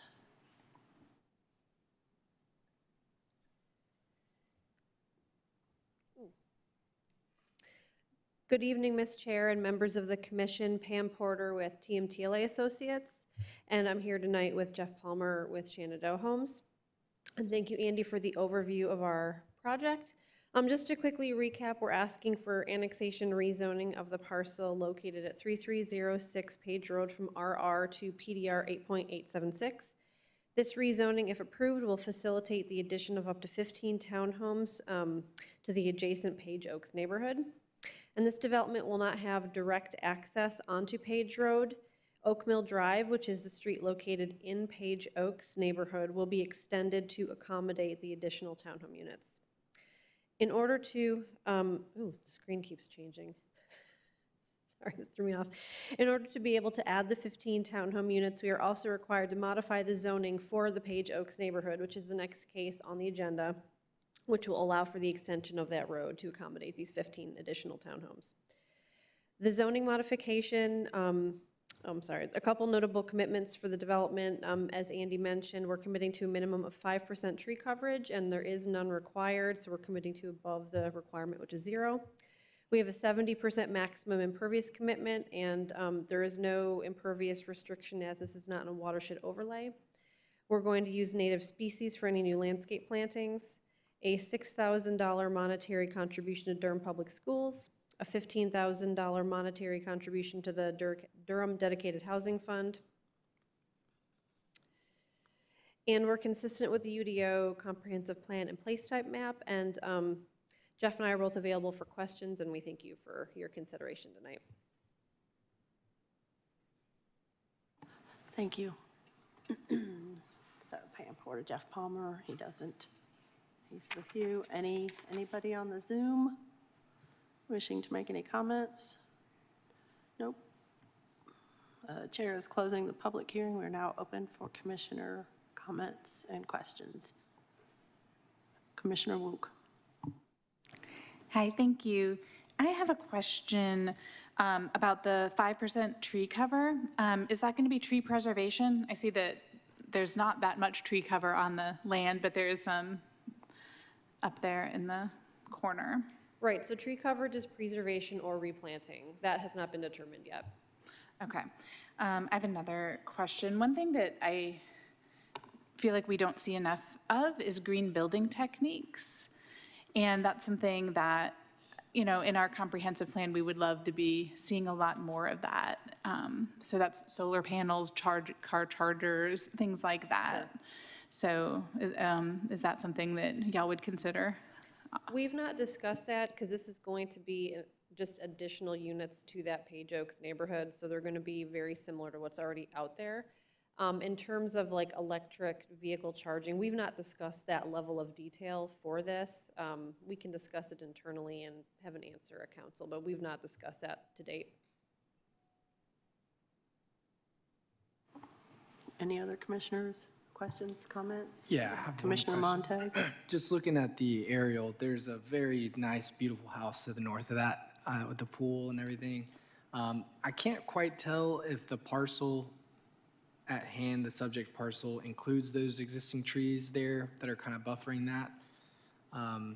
If they are, I guess my question is, what would the, you know, is there a commitment to a buffer on the north side of the site adjacent to that property? If there isn't, hopefully those trees there would stay undisturbed. Can we pull up the aerial?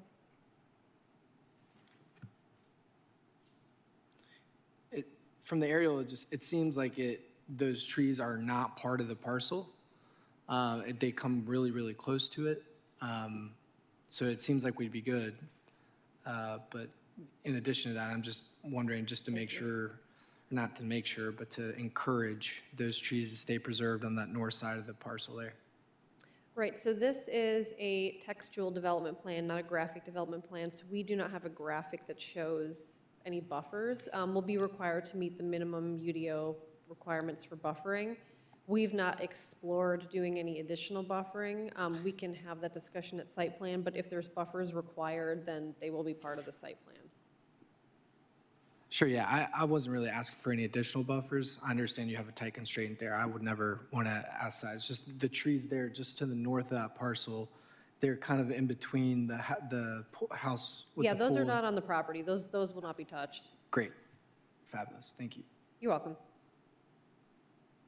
Any other commissioners, questions, comments? Nope. Okay, the public hearing. Oh, no. May I have a motion to move this case forward? Z25025 quadruple 063306 Page Road forward. Chair, regarding case Z2500010340330 Page Road, I move that we move it forward to City Council with a favorable recommendation. Second? Second. It has been moved by Commissioner Wook and seconded by Commissioner Capers to move this case forward. May we open the electronic voting, please?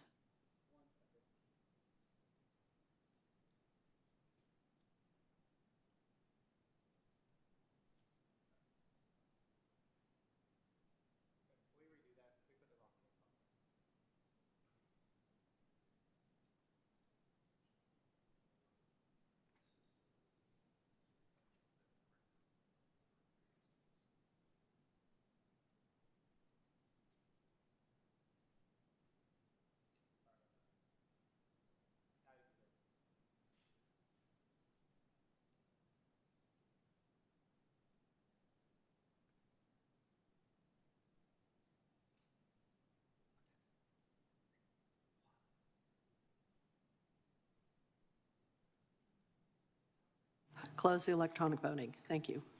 The motion passes unanimously.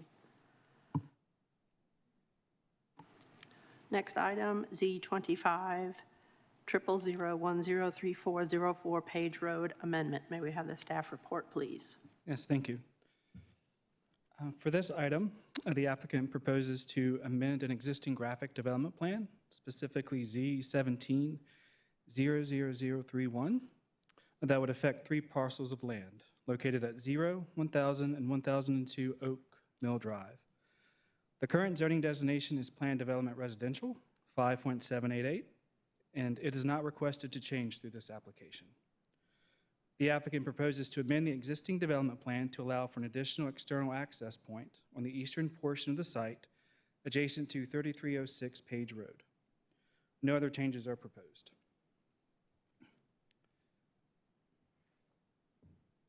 As stated previously, the existing zoning is Planned Development Residential 5.788.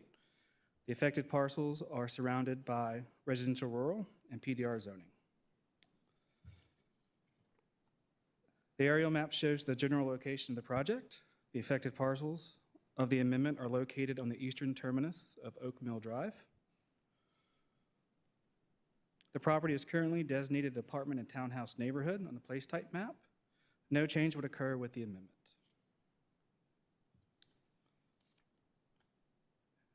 This is the amended development plan. It shows the new access point that is graphically depicted with an arrow and is shown within bubbles on sheet 3 of the attachment D. It's the blue arrow on the plan. Neighborhood meetings were held in accordance with neighborhood meeting guidelines on March 25th, 2025 and September 17th, 2025. No comments have been received by staff in relation to the case on the Durham Rezoning Explorer. The proposal amends an existing graphic development plan to allow for additional external access point located on the eastern portion of the site. The additional access point increases the potential for greater neighborhood connectivity by removing an existing platted cul-de-sac and proposing a new connection. Due to the limited nature of the request, the proposal was not reviewed against the policies of the comprehensive plan. Thank you. Staff and the applicant are available for any questions. Thank you. The chair is now opening the public hearing. May we have the applicant, please? Pam Porter, TMTLA Associates. This is related to the last case. So all we're doing for this is amending the previously approved zoning case to allow for the extension of Oak Mill Drive down through the buffer.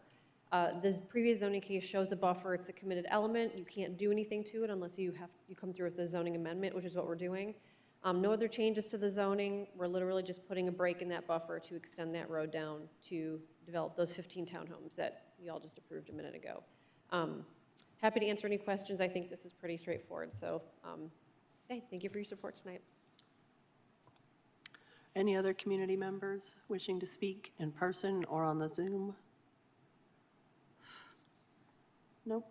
Okay, the public hearing is now closed. Commissioner, questions, comments? May I have a motion to move this case Z25000103404 Page Road Amendment forward? Chair, regarding case Z25000103404 Page Road Amendment, I move that we move this forward to City Council with a favorable recommendation. you have a second? Second.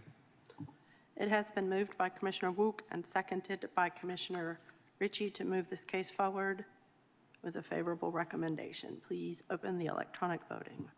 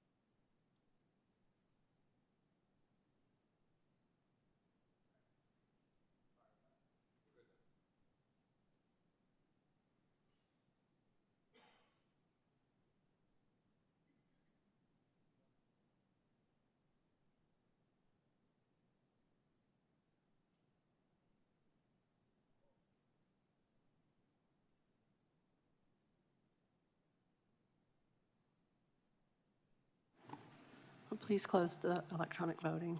Thank you.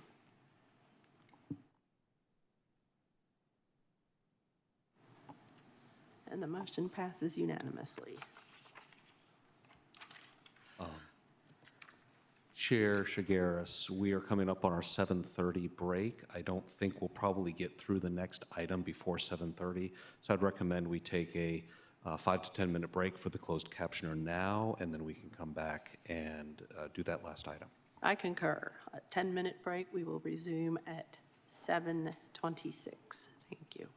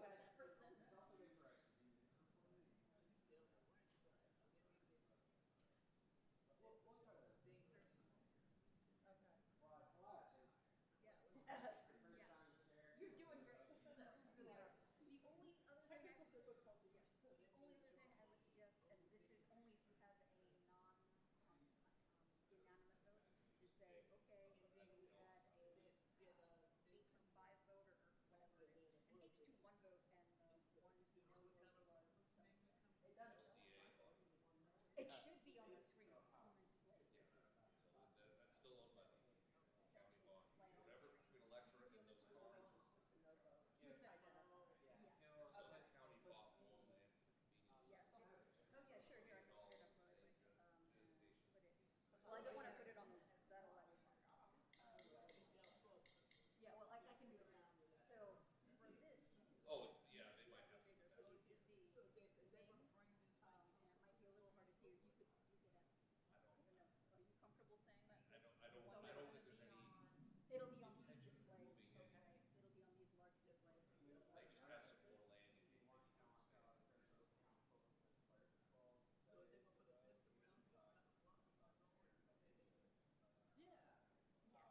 keep track of whenever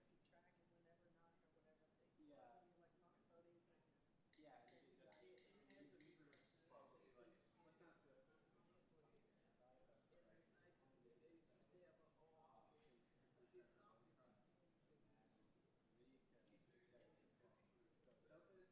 whatever they close any electronic voting. Yeah, so that way we can make a motion to vote, second vote, and then you guys. Yeah, right. Yeah, I'm wondering if you could just put in this instead of trying to put all of that in when you type it. It was just like, you were waiting, you were typing the whole thing in before you had a place for the vote.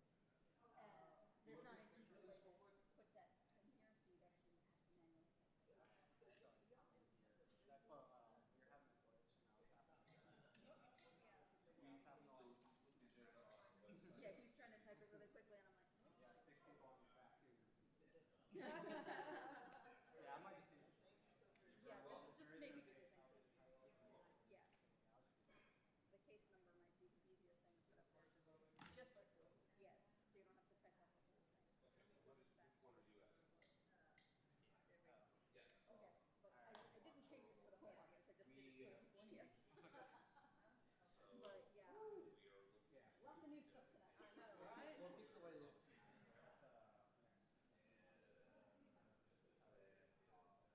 we might even just ask them. We can cut it up at the end of the meeting. Yeah. That's like, new, yeah, new business. Is new, and then we want to from today, this is what we're trying. Say your name exactly correctly, Madam Chair. Say your name again. Right. That would be fantastic, otherwise I'll just go to the Blacktop lot. Yeah, it just helps with the record keeping and the geography. It's all. All right, we'll cover that. New business. Good idea. I don't.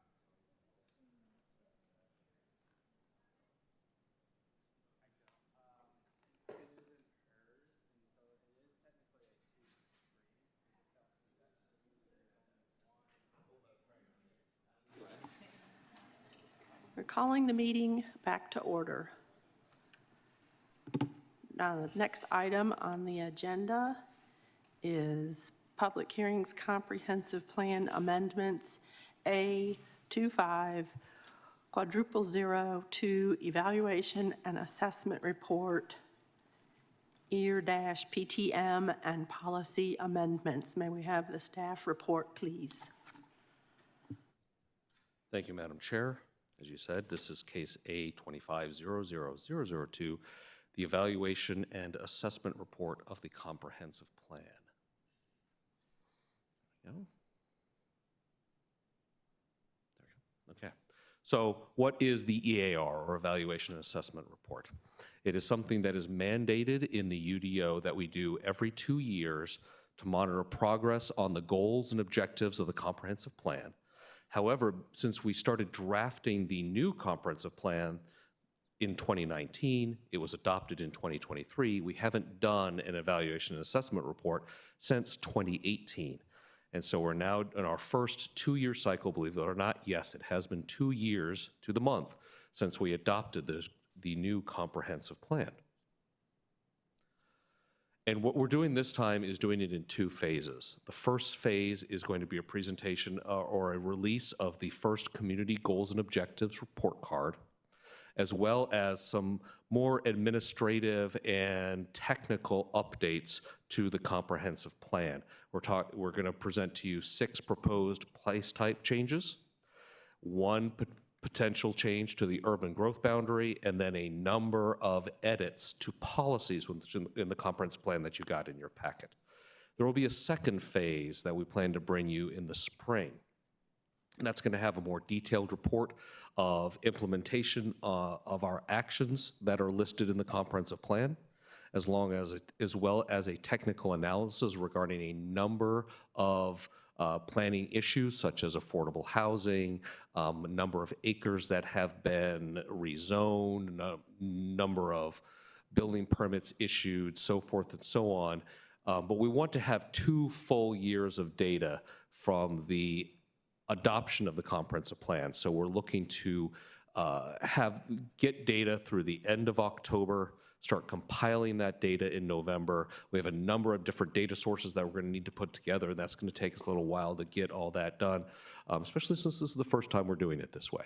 So again, phase 2, we plan to bring you in the spring, which will be a full evaluation of 2 years of the comprehensive plan. We'll also have a summary of community planning white papers that our community planning team has been working on since the adoption of the plan. So first I'm going to talk about the policy updates. What we did was we went through and reviewed all of the quote-unquote D policies and commentary. D policies, the D stands for development. When the comprehensive plan was first developed, a number of policies, I believe it was around 73 policies, were designated with a D. We went through all of those policies, determined whether they should remain a development policy, whether they should be removed as a development policy. I want to be very clear, if we are recommending the removal of the development designation, that does not mean it's getting removed from the comprehensive plan. It will stay in the plan, but we'll just remove it as one of the policies that you see in your comprehensive planning review document that you get in your packages. So here's a list of the policies and the number of policies that we are making edits to. The removal of the D designation, one thing that we had heard a number of times was that there are several policies that are repetitive, and there are several policies that quote-unquote double count. I think Commissioner Wolk, you brought up one time that if you do native trees, you get credit for achieving 4 policies. So we've gone through and really kind of looked at how can we make our policies more streamlined, how can we make them more definitive and differentiate one from another, so we try to avoid that double counting, so to speak. We also tried to edit the policies so that the language is more clear. We specifically, though, did not look to greatly diminish or change the intent of the policies. There may be some cleanup of the language, so to speak, but there's not a desire to reduce or change the overall meaning of the policies.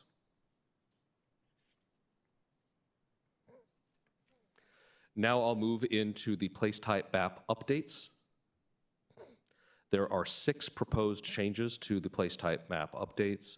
To the place type map, 1 in Treyburn, 1 at North Roxborough and Orange Factory, Those two that I'm about to show you are going to be different from your packet. So when you make your recommendation, please, or when you make your, when you do your, when you make your recommendation, please reflect the change of the staff recommendation in your motion.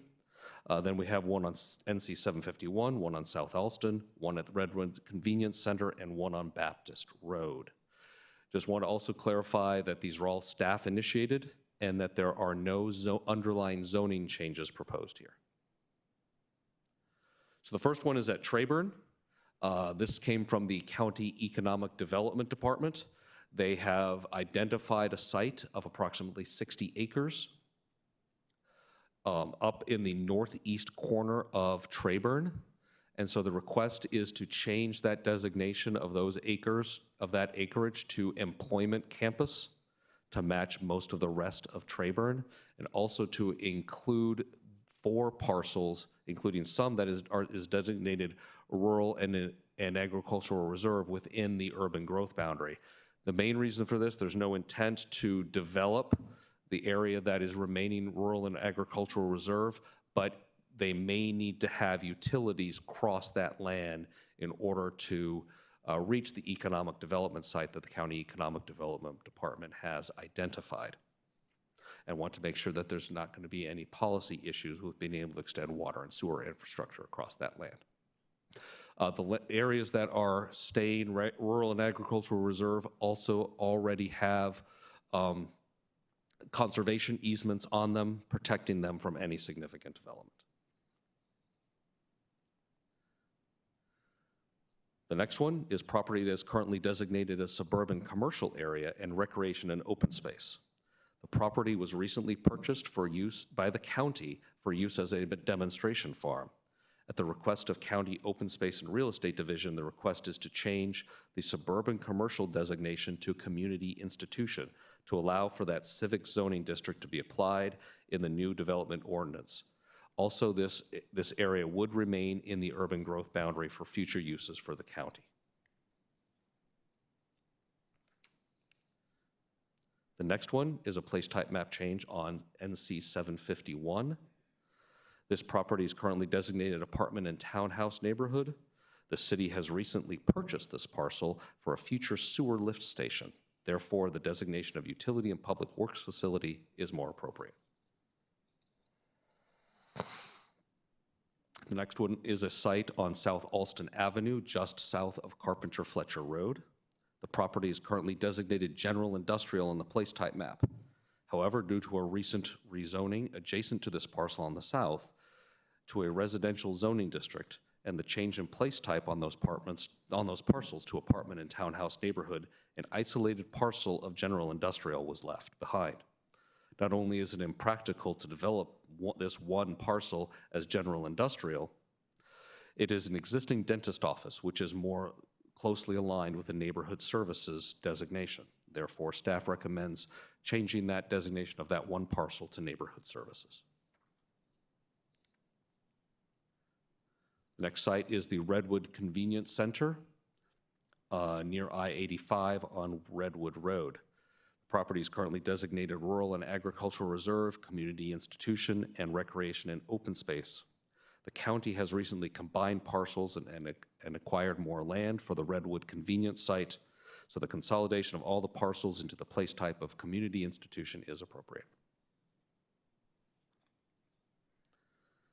Finally, the last site is out on Baptist Road. The property is currently designated utility and public works facility on the place type map. The utility on the site was later deemed to be a cell tower, which does not require use of the entire parcel. Therefore, a designation of rural and agricultural reserve consistent with the surrounding parcels is appropriate. There are no comments for any of the place type changes on the Durham Rezoning Explorer. And then finally, the last item in this phase of the evaluation and assessment report is the Community Goals and Objectives Report Card. I can tell you I was not involved in the Community Goals and Objectives Report Card. Kayla Seibel on our staff was the primary staff person for that. She was not able to be here tonight, but if you would like a more full presentation of the report card, I'd be happy to provide it to you. I can tell you that it's, again, something that we're looking to update every 2 years in conjunction with the EAR. It would have lots of reports of big picture data and trends and go around eight community indicators. There is county-wide Durham-specific data involved here from a number of data sources, and they also look at equity emphasis areas from Vision Zero, equitable and green infrastructure, and so forth. Here you can see the 8 sections and the 8 equity areas involved in the creation of the report card. Please take some time to look at it. It is included in your packet. And if you have any comments, include them either in your written comments that you have with you, or feel free to send them to me and I can pass them on to Kayla. And again, if you have interest in a longer, more detailed presentation on the report card, I'll be happy to schedule Kayla to come make that presentation. So what are we asking for you to do tonight? We're asking for you to provide input and recommendations on the proposed policy changes, as well as a recommendation on the 6 proposed place type map changes. The Community Goals and Objectives report is only for your information at this time. And with that, I'd be happy to answer any questions. Thank you. The chair is now opening the public hearing. Are there any community members in person that wish to speak? Seeing none. Any community members on the Zoom, please raise your hand by pressing *9. And we have Tanya Meyer. Yes, hello. I wanted to just Please state your name and address first for the record. Thank you. Thank you so much. My name is Tanya Meyer, and my address is 1336 South Point Trails in Durham, and I'm right across the street from the 751 parcel, and I wanted to just get a little bit more information on that. Finding out what the city purchased it for, what the purpose will be, whether there will be any kind of impact on the nearby community. Thank you. Thank you. Aaron, would you care to address her questions? Sure. I mean, the property has already been purchased. There is a lift station just to the south of that property. It is old, it is undersized, and so in order to be able to handle the sewer needs of that area of the city, the land was purchased, and an upgraded and bigger sewer lift station is planned to be built there. I do not have a timeline for when that would happen. Thank you. Okay. Brenda Hare. Good evening. My name is Brenda Hare. I'm at 604 Orange Factory Road. And the question that I had, I just wanted to verify the change here. The paper that I received said that this was currently suburban commercial and recreational and open space. That it was proposed for rural and agricultural reserve and recreation open space. And did I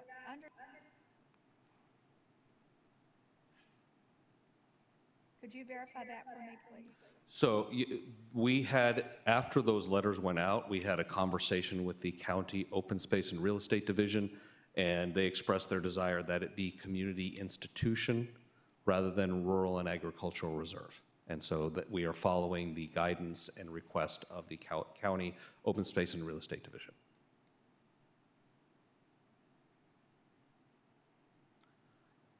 Tanya Meyer again. Thank you. It's Tanya Meyer once again, 1336 South Point Trail across from the 751 property. And I wanted to just clarify the old lift station that's to the south. Do we know what will occur with that? I do not know at this time. I don't think that's been decided yet. It's still in the very preliminary phases of putting together the new lift station. So I'm not aware of any decision that's been made on what to do with that site.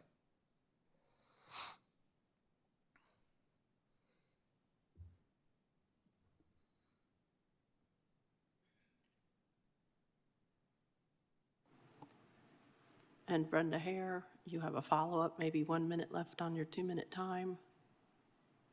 Please unmute yourself.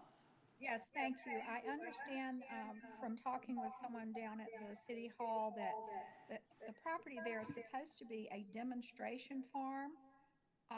Is that still in the plan? And if so, why would that be considered multi-use instead of agricultural? Yes, the plan is for a demonstration farm that would have educational facilities involved with that. And so in order to provide facilities for the educational side of that, the request from the county was to have that be community institution. It wouldn't be multi-use per se. Community institution just means it's going to be a civic use under the control of the county, like I said, as a demonstration farm. Thank you. Thank you. Anybody else on the Zoom wishing to speak? Please raise your hand by pressing *9. Seeing nobody, we shall now close the public hearing and open up for commissioner discussion. Commissioner Wook. Thank you. I have a question. So as we are discussing, can we vote on things separately?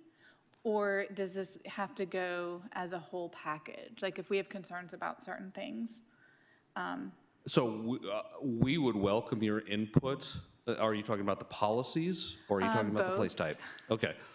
That is up to you. If you want to do 2 different motions, one for the place type map changes, if you could even do a separate motion for each place type map change if you wanted to. That is up to the commission and how they want to handle that. Thank you. Any other commissioner comments or questions? All right, thank you for that. Oh. Commissioner, anybody? No, all good. I would like to do the place type maps separately. Okay. There's 6 of them. There are.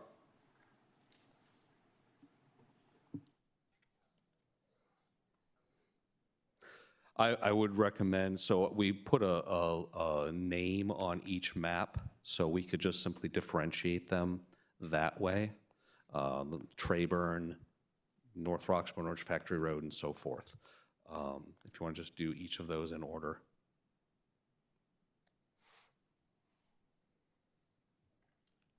So it was Trayburn, it's the North Roxborough, Orange Factory, the 751, and what are the specific names of the other ones? There's NC 751, there was South Alston,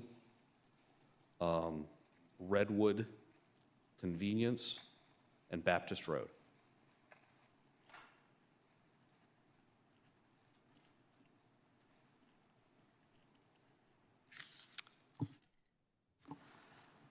Okay.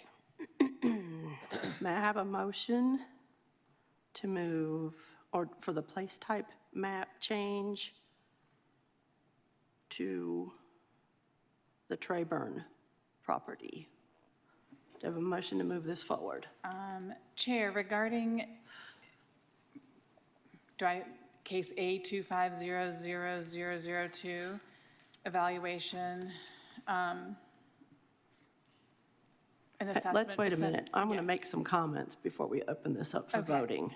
So my personal concern is changing the UGB. We have only had the comprehensive plan in place for 2 years.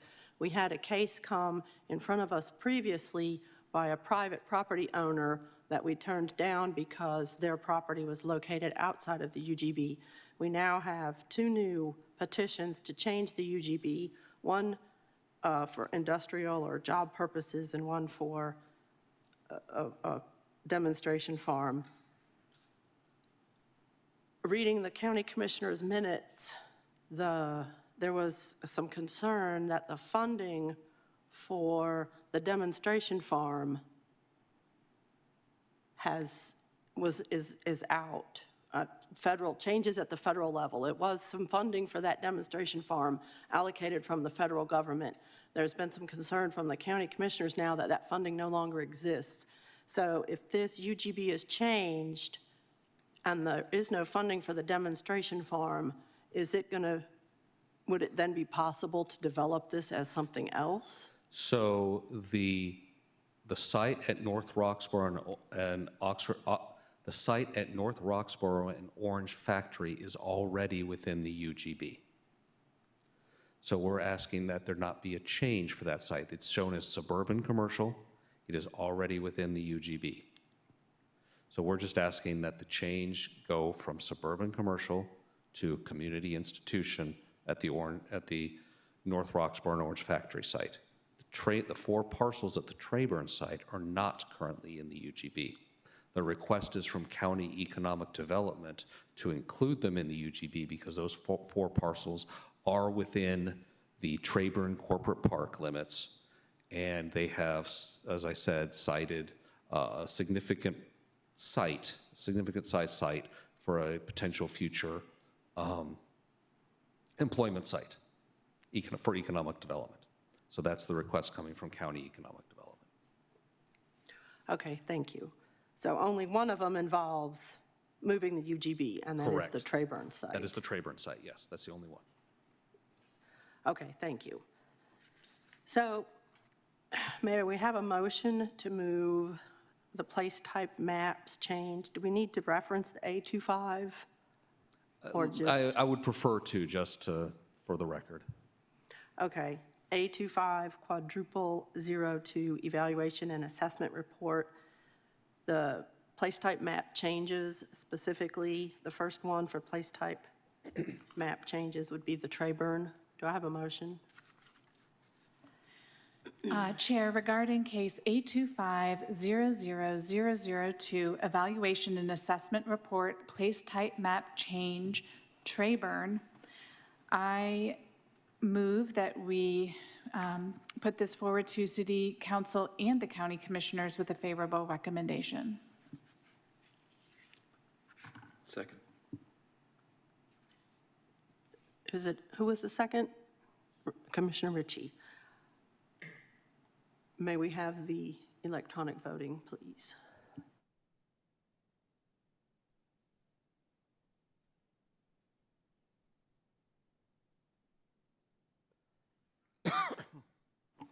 Okay, voting is complete.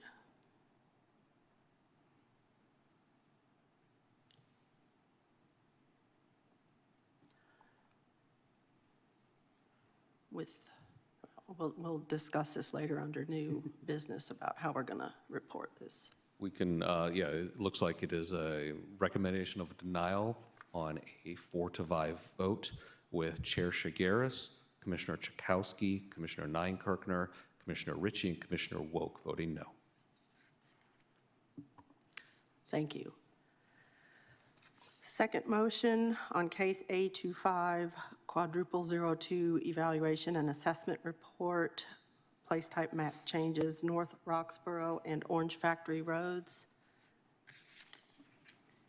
May we have a motion? Chair, regarding case A25-00002, evaluation and assessment report, place type map change, North Roxborough and Orange Factory Roads, I move that we put this forward to City Council and County Commissioners with a favorable recommendation. Second. We'll have a motion by Commissioner Wook and a second by Commissioner Ritchie to move place type maps North Roxborough and Orange Factory Roads, A25 quadruple 04 forward with a favorable recommendation. Will we have the electronic voting, please? North Roxborough.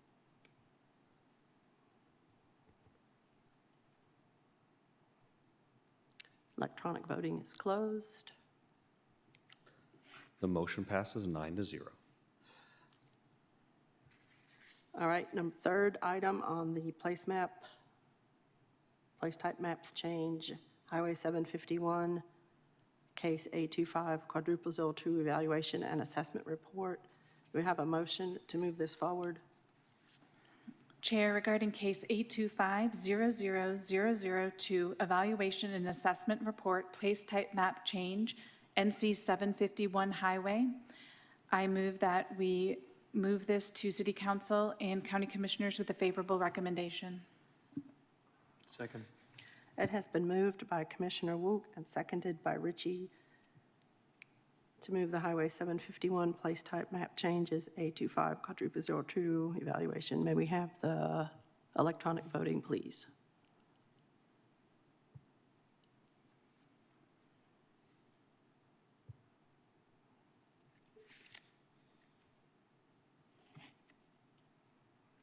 And close the electronic voting. Unanimous motion. The fourth item, place type map changes, South Alston on A25-02 evaluation and assessment report. Do we have a motion to move this forward? Chair, regarding case 825-00002, evaluation and assessment report, place type map change, South Alston Avenue, I move we move this forward to City Council and County Commissioners with a favorable recommendation. Second.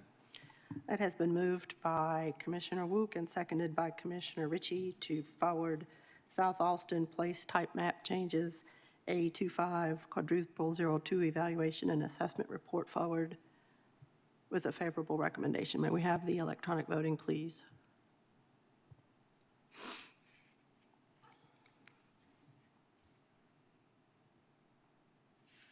All right, close the voting. It's a unanimous motion. May we have the Redwood Convenience Center place type map changes A25-02. Motion to move this forward. Chair, regarding case 825-00002, evaluation and assessment report, place type map change, Redwood Convenience Center, I move we move this forward to City Council and County Commissioners with a favorable recommendation. Second. Too slow. It has been moved by Commissioner Wook and seconded by Commissioner Capers to move place type map changes Redwood Convenience Center A25-02 evaluation and assessment report forward with a favorable recommendation. May we have the electronic voting, please?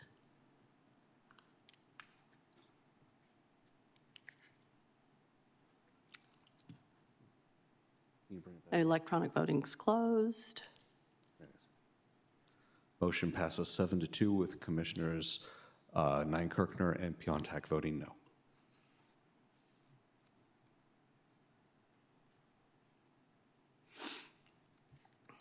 And the last place type map, Baptist Road. Place type map change, A25-02 evaluation and assessment report. May we have a motion to move this forward? Chair, regarding case 825-00002, evaluation and assessment report, place type map change, Baptist Road, I move we send this forward to City Council and County Commissioners with a favorable recommendation. Do I have a second? Second. It has been moved by Commissioner Wook and seconded by Commissioner Ritchie to move place type map changes Baptist Road A25-02 evaluation and assessment report forward. A favorable recommendation. Can we have the electronic voting, please?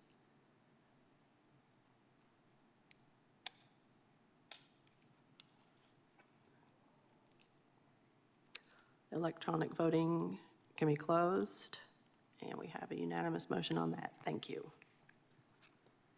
Staff also then asks that you make a motion on the policies as shown in attachments A and B. If you have a recommendation on that. Make a motion. Yes. I have a question from Commissioner Wook about the policies. Yes. So I'm seeing that policy 81 and 83 are being removed because you're considering them covered under policy 79. I feel like some of the teeth came out a little bit of those. And I was wondering if we could alter the wording of policy 79 just to more comprehensively encompass 81 and 83. Okay. Do you have suggested language? So yes, so 81 is locating open space so that it protects the most environmentally sensitive portions of the sites and creates large and contiguous habitat areas. So that large and contiguous habitat areas to maybe be included in there. And then 83 is existing habitat areas and wildlife movement corridors should be left largely undisturbed to remain in their natural vegetated state. So I know corridors are in 79, but you know, I just kind of wanted it bolstered a little bit more. Okay. So yeah, I would really like specific language that we can have the commission vote on. Do you have? I heard what you said about 81. You're right. About the large and contiguous. So let's see, protecting the Durham central areas. All right. Okay. If give me a minute and I move on to other things, I'll come back. I'll work on that. Okay. I mean, I guess you could just simply ask staff to add language about the large and contiguous. And if you trust staff to craft something, we can certainly look to incorporate that. If you're okay with us handling that and moving forward, then I think that would be fine rather than having to wordsmith it right here. I guess that would be okay.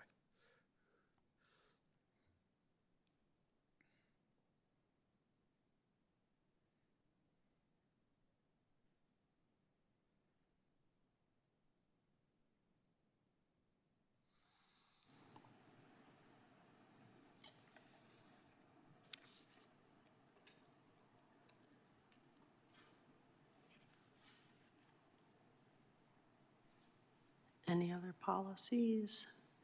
So it would appear as if we need to have the words, if 81 and 83 are going to be reflected in 79, the word contiguous is going to be necessary. Can we have a commitment that Yeah, that would be in there? absolutely. Staff will work, yes, we're taking your input and we'll incorporate your input.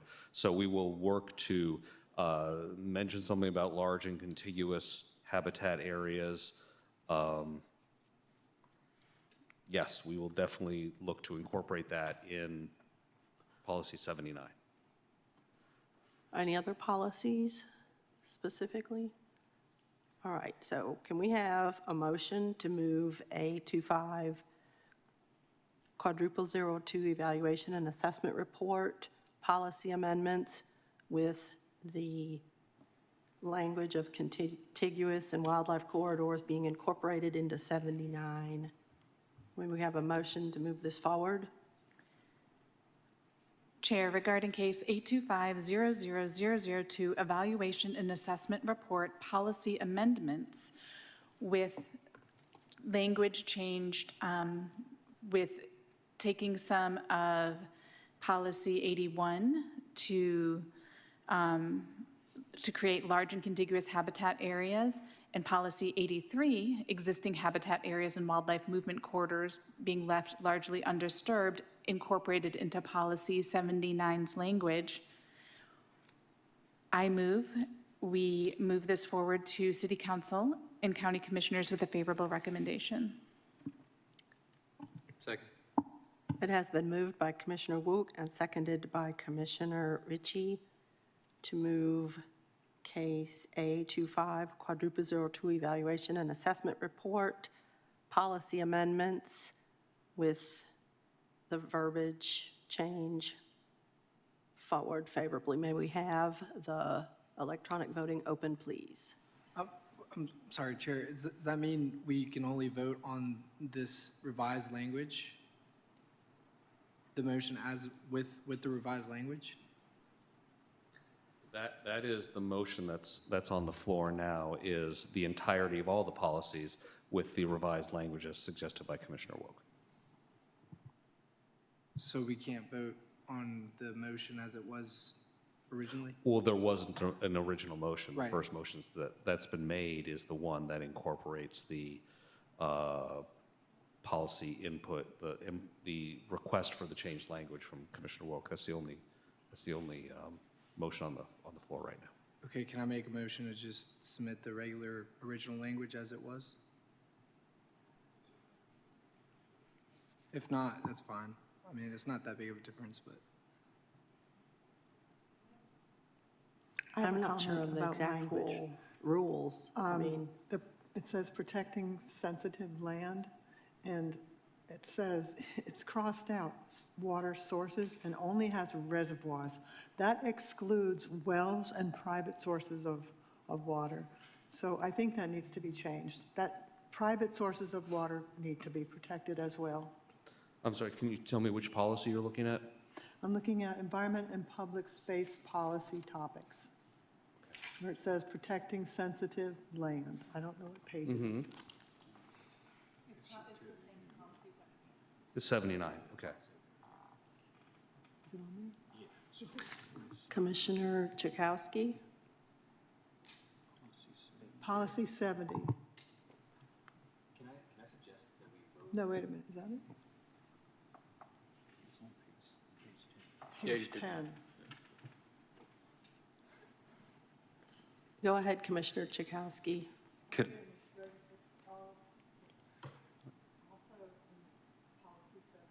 I can't. You have to, It says reservoir, and all of the other water sources are crossed out. So I think those also need to be included to protect those water sources as well. Drinking water, I mean, that's very important. Commissioner Chakowski? Thank you, Chair. Forgive me if I'm not understanding the rules, but could I suggest that we vote on an individual change and then if we vote yes or no on that, then vote for the entirety of everything? Is that doable? If I could ask for clarity's sake, we would need to have the official language to be able to review before we could vote on it. And so I think because, and stop me at any time if I'm wrong, folks, because we don't have the hard language yet, the assumption is we would be making a vote on the assumed language that none of us have seen yet. And so I think what we probably should do, and Chairman, let me know, what we probably should do is probably see that hard language before we make an assumption to move forward with the overall piece of information. Does that make sense? Am I wrong?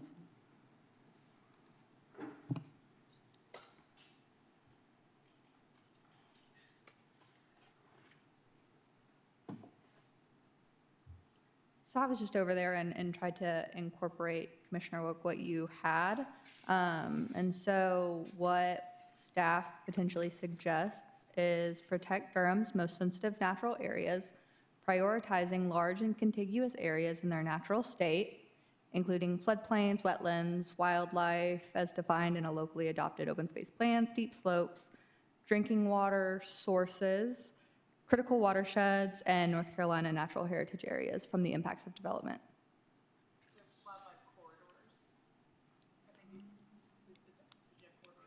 Yes, sorry.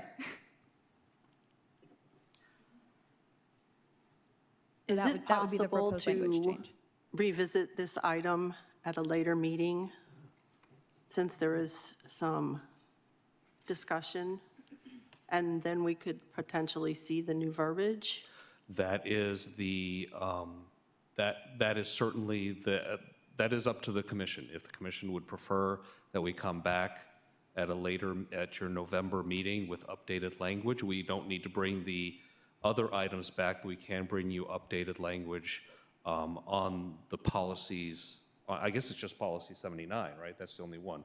We can bring you updated policy language on policy 79 at your November meeting, if that is your wish. That is my wish. Okay.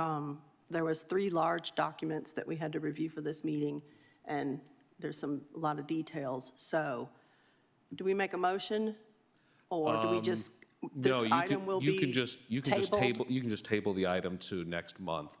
We've already made the motions on the place type map changes, so we can just table the policy items to next month. Okay, A25-02 evaluation and assessment reports PTM policy amendments has been tabled until the November meeting, to where we can review some of the language changes. Thank you. All right, item number 9, committee updates.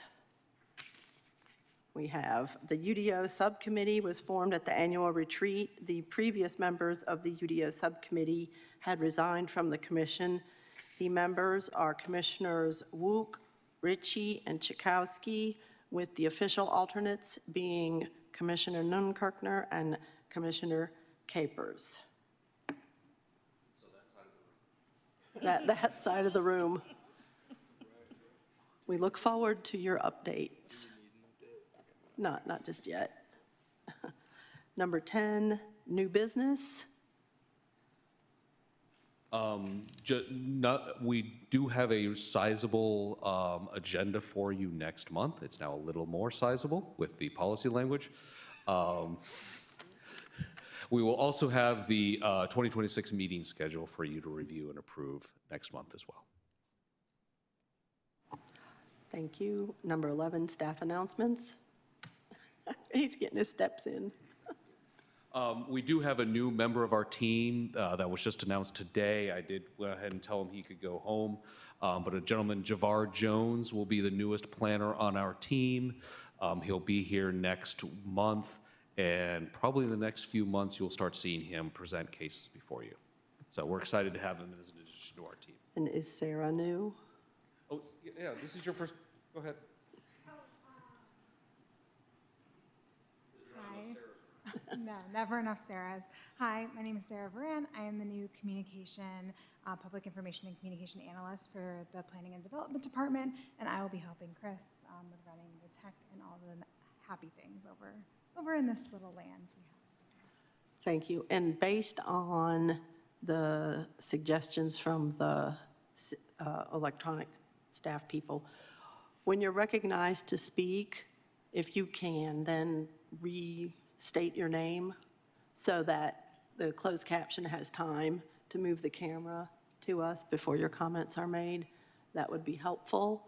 And in the future, with the electronic voting, city staff is going to handle the opening and the closing and the reporting of the results. All right, that's it. Number 12, adjournment. We are adjourned at 8:11 p.m. Thank you.